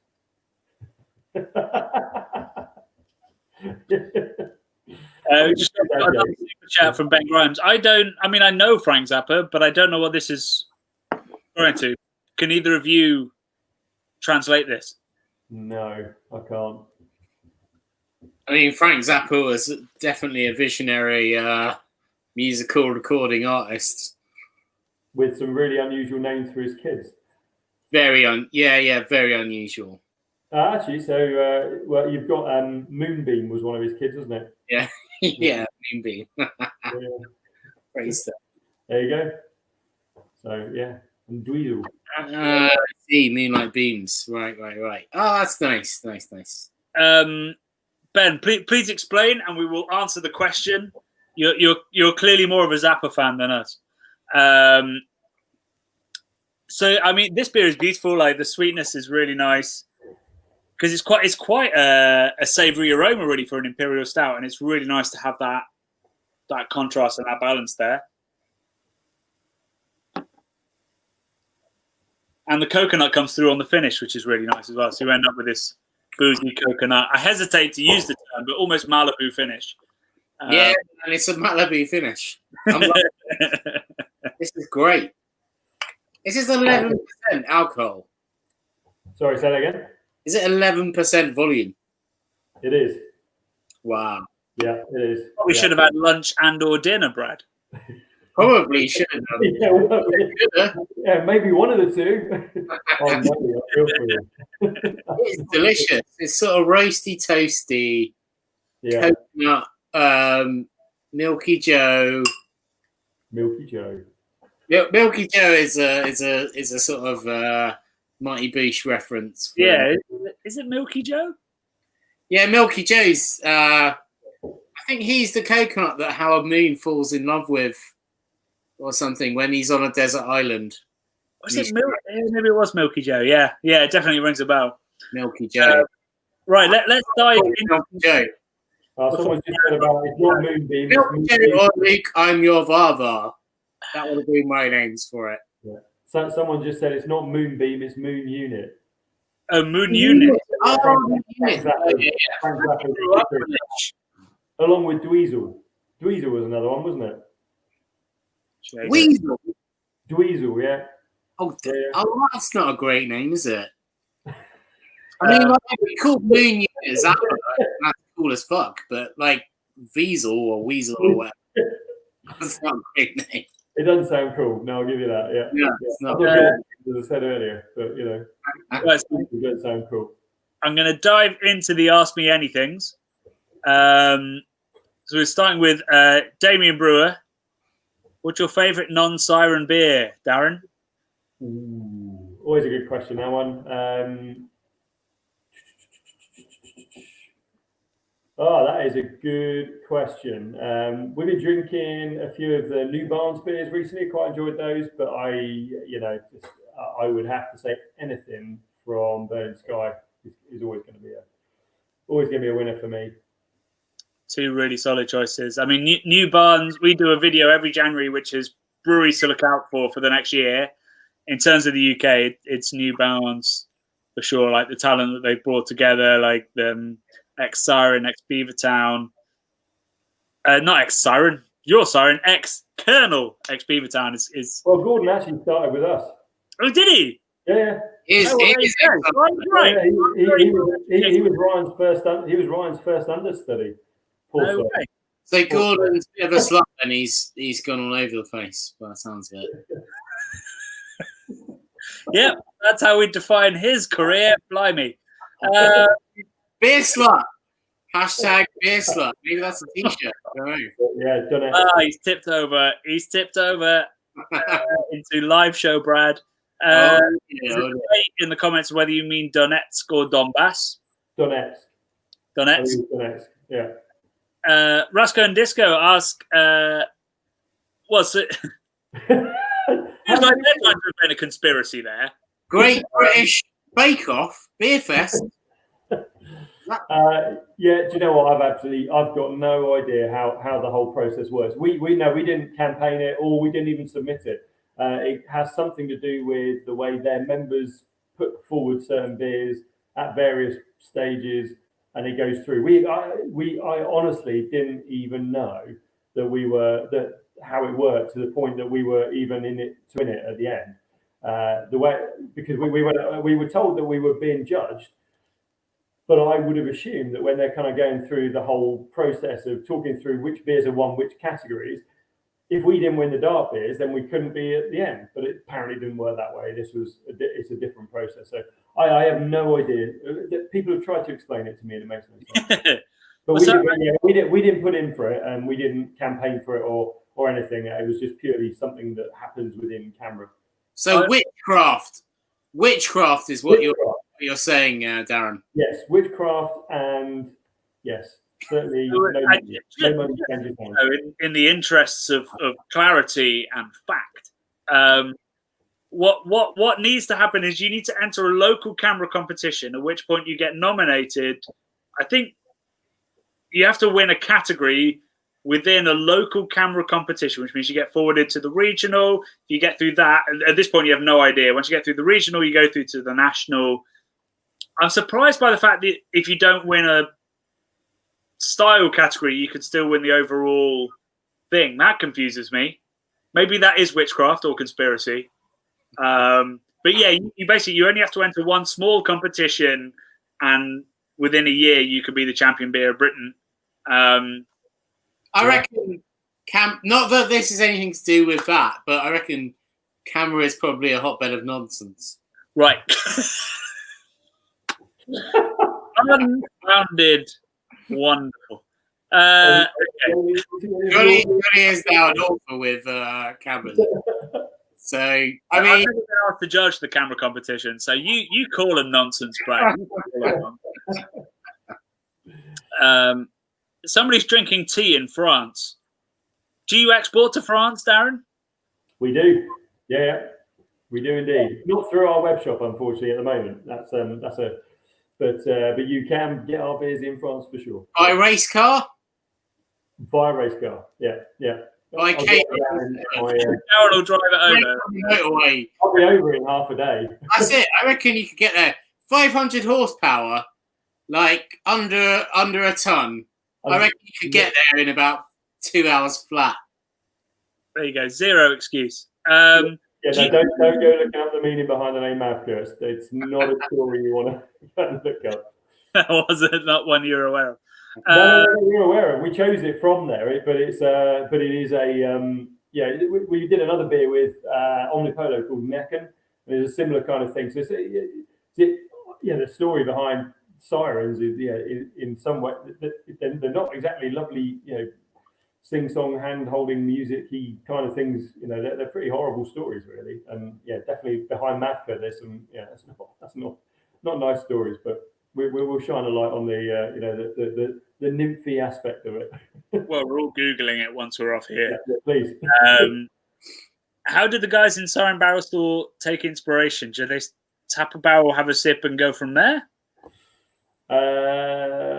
Well, the barrel stores is an interesting one because there's two parts in play. There's what you've got to think about what goes into the barrel in the first place.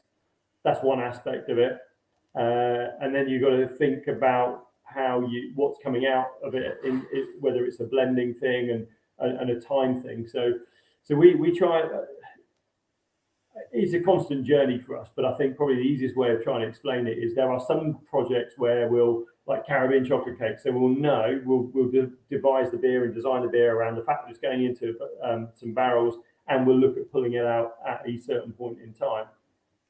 And that's knowing that it should hit the sweet spot for when we want it to at that point. Other times we'll put small aspects of a beer into various barrels, and then that is very much then a case of tasting it as it goes, seeing how it develops, seeing whether it works with some other stuff that we've got in barrels. So we do a lot of blending. We've got an Odyssey range, which is generally comes from lots of blending of different things that we have in our barrel store. So comes across all of that. Milky Joe is Howard Moon's best friend. Glad people are on top of this. Okay. Somebody asked if Shattered Dreams might make an appearance again. Yeah, definitely. Yeah, it's not in the plan at the moment, but it will definitely be coming up at some point. I can't remember when the last time we brewed it. I think we brewed it during lockdown, actually. So I think there was a release. Yeah, there was a release during lockdown. Awesome.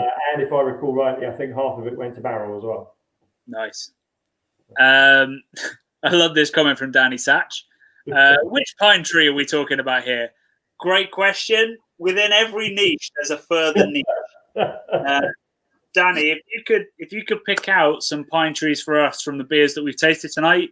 If you don't have a box, just send us some ideas. We'll work on them.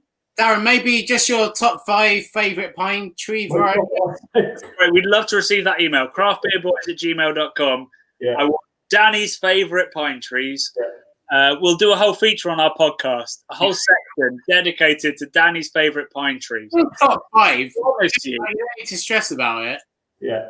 Twin pine mold. Yeah. There we go. Pines for breeding pine trees. On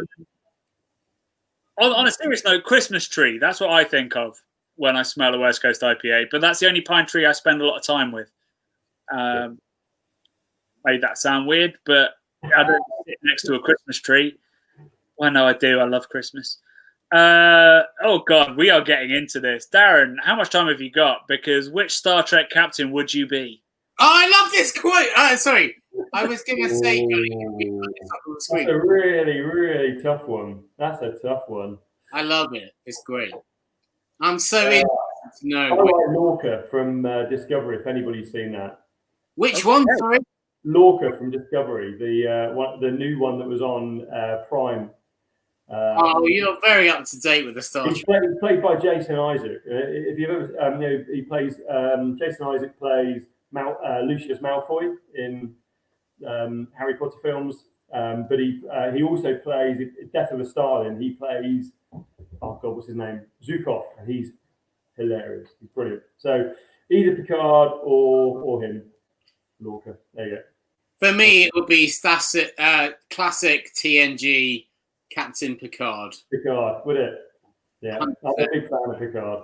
Like Star Trek TNG is the shit. Yeah, someone bought me a book once about managing like Picard. Yeah, an early 90s sci-fi show. It's very aspirational. I love it. It's great. Paul, yes, he did. Yeah. That was definitely not me up there with nothing to say when they shoved the mic under my face. So what have you got to say? We didn't need Kubrick. It was Johnny directing and Brad pissed at GBBF filming that. Jen, thank you so much for your donation. Best brewery chat yet. There we go. Thanks, Jen. Cheers. It has been real. Genuinely, I love Siren. You guys have been a sort of quite a part in my drinking experience, and I mean that a lot because I was thinking back to when we used to drink, Johnny, back in when we used to work for Jamie Oliver, and we used to go and get the sort of doorstep sandwiches. And we'd be. I'm pretty sure we were drinking Siren.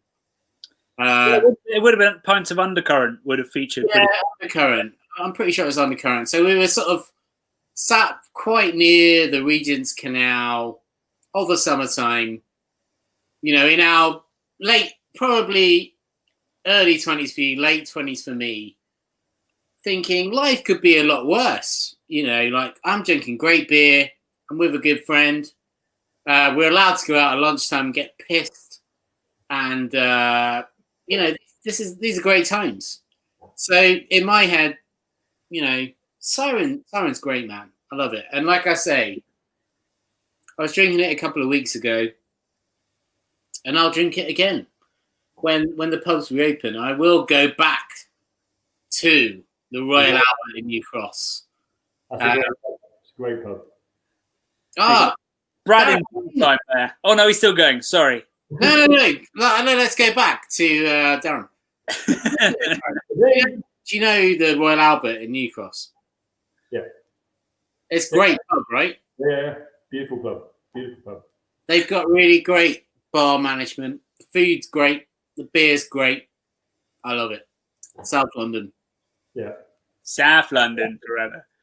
Guys, we're about to wind up. So if you've got any pressing questions for Darren, please do send us a message now or forever hold your peace, or send us an email, craftbeerboys@gmail.com. While we're on this topic, every Friday we release a podcast at 5 p.m. It's called the Friday 5 p.m. podcast. That took us ages to come up with, in which we always, every Friday, we will air a recorded comment that comes to that email address from one of you guys, and we'll answer it on air. I feel like, given the amount we've all drunk tonight, probably we could have some really good questions coming in, mostly based around conspiracies. I think we could fill our inbox with that. So if you're up for it, send us a message tonight while finishing your Mavka. Not a sentence. Well, not a sentence. I was going to say not a sentence. I thought I'd say it's not a sentence. So please do send us those questions. And if you've loved what we've been up to tonight, please do support our channel. We've had an incredible year. We've got one more live show to go this year, but we smashed all our targets. We ambitiously put 100,000 subscribers and 1 million views. We're going to hit over 1.5 million views this year. We should hit 100,000 subscribers on Boxing Day, which means we get a little plaque. We get an account manager that will help us grow the channel. So hopefully things can really grow from there. So we're in a critical phase at the Craft Beer channel, which is why I'm so pleased Brad's drunk for it. Perfect. Johnny, what are we up to next Saturday, mate? It's pretty exciting, I think, as well. Oh, God, yes. Next Saturday, Brad and I are hosting Brewdog's Collab Fest. So usually every single year, Brewdog, all of their bars, they've got 85 bars, brew a beer with a local brewery. So they have 85 different beers come out collaborating with 85 local breweries. Obviously, they can't do that this year, so they've teamed up with us, and we're hosting their own live show on YouTube, in which we'll be tasting 12 of those 85 beers. 12 of them. Challenge accepted. 5, but it's plenty. Can you eat some dinner beforehand? Sorry? Yeah, have dinner. Beforehand. I'm gonna eat some food beforehand. I didn't have time for food today. It wasn't a food day. It was an activity day. Oh God, yeah. So we'll send all the details out on social. I'll try and do a Craft Beer channel newsletter as well next week. If you're not subscribed to that, I will put that on our Twitter as well to sign up to that, so you can find out the news of that. Got a couple of last questions. Some might be for Darren, some might be from Brad, some might. Before we get to that, Siren have got a calendar, right? A Craft Beer calendar.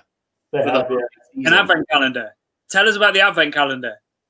Look, I mean, we've just done it in the same way we normally approach everything else. So it's not small. It's we've gone big in everything we've put in it. So there's going to be some fun beers in there.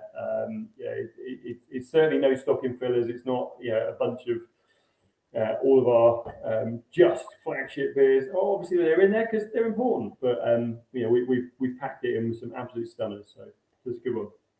So absolutely, by that, we'll put a link in our Twitter and also in the description box below tomorrow morning once I've recovered from this. So we'll put a link to the advent calendar below so you guys can buy that.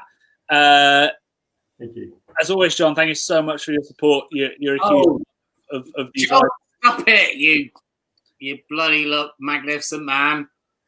You're keeping us afloat. Harry, best pub. Oh, well, we know this. It's the Albert. Well, I like the Royal Albert, but there's lots of best pubs in South London. The one in let me think about it. Yeah, that Royal Albert. Come and meet me there any night, man. Let's hang out. We should do a meetup in the Royal Albert because we've talked about it so much. It's formative to me as a person. Like, I love that place. Yeah, I've been going there since my best friend's brother was in like a terrible band early 90s, and he played there, and it was called the Paradise Bar, and then it sort of transitioned into being the Royal Albert. No way. Sorry. I keep seeing people putting up Janeway for best captain. I mean, come on, no way. Yeah, Janeway. No way. You're a Trekkie. You're a true Trekkie. Janeway. All the way, right? Oh, dude. Or Lorca. Anyway. Sam, there is a box. You can buy it from Brewdog. I think there's still time to get hold of those beers, so please do grab those. The week after, also, we're going to be part of Untapped's beer festival. So we're not hosting that. We're doing a pre-record to teach you how to taste beer like a beer judge, and there's a beer box for that from Beer Merchants as well. So there's all kinds of shit going on. Like we said, when lockdown happened, we had exciting plans, and it's all It's all happening. So please do buy a box for that as well if you fancy it, or the Collab Fest. Delighted to hear that other people are joining Brad in the drunk tank. A kebab, Brad. I would love a kebab. Who wants a kebab? Can I just say, can I just say Andrew Ramage is right. The Hope in Carshalton is amazing. The Hope in Carshalton is fucking amazing. One of the best ale pubs in the country. Absolutely. Yeah, love that place. You're totally right. And a lovely family team that run it as well. There's so many comments coming through. I can't keep up. Ben Dawson, you've done a paid one, so thank you. Looking forward to conspiracy theories after 12 beers. Yeah, that could happen. I mean, Brewdog aren't going to argue if we try to go anti-establishment, are they? Conspiracy berries. There you go. There's a podcast right there. Get pissed, pick a conspiracy theory, and just go for it. So yeah, there we go. I think you're done. I think we're there. I think we've done all the comments. Good evening. There we go. There's a lovely comment to finish on. Thank you, Team Minter. Guys, it's been an absolute fucking pleasure this evening. I hope you guys have had as much fun as we have. I just want to thank Darren and everything that Siren have done, because they have been one of the most important breweries in the craft beer scene for, it'll be a decade in a couple of years, which must be crazy to you. Yeah. So yeah, thank you very much for having me. Really appreciate it. It's been lots of fun. Really enjoyed it. Thank you very much for having me. I'm glad you've enjoyed it, guys. On Wednesday we have a great upload coming all about cider, so I hope you're interested in natural fermented cider. Next Saturday we're doing Collab Fest, and all the links to stuff that we've discussed today, not the conspiracy theories, but boxes of beer that you can buy, will be in the descriptions box below tomorrow morning, and you can go back and rewatch this for any beers that you skipped. Otherwise, it's been an absolute pleasure, guys. Thank you so much for joining us, and we will see you on Wednesday for our next upload. Thank you, Darren. Thank you, Brad. Hey, guys. Thank you. Join Patreon, motherfuckers. Join the Patreon. We love you.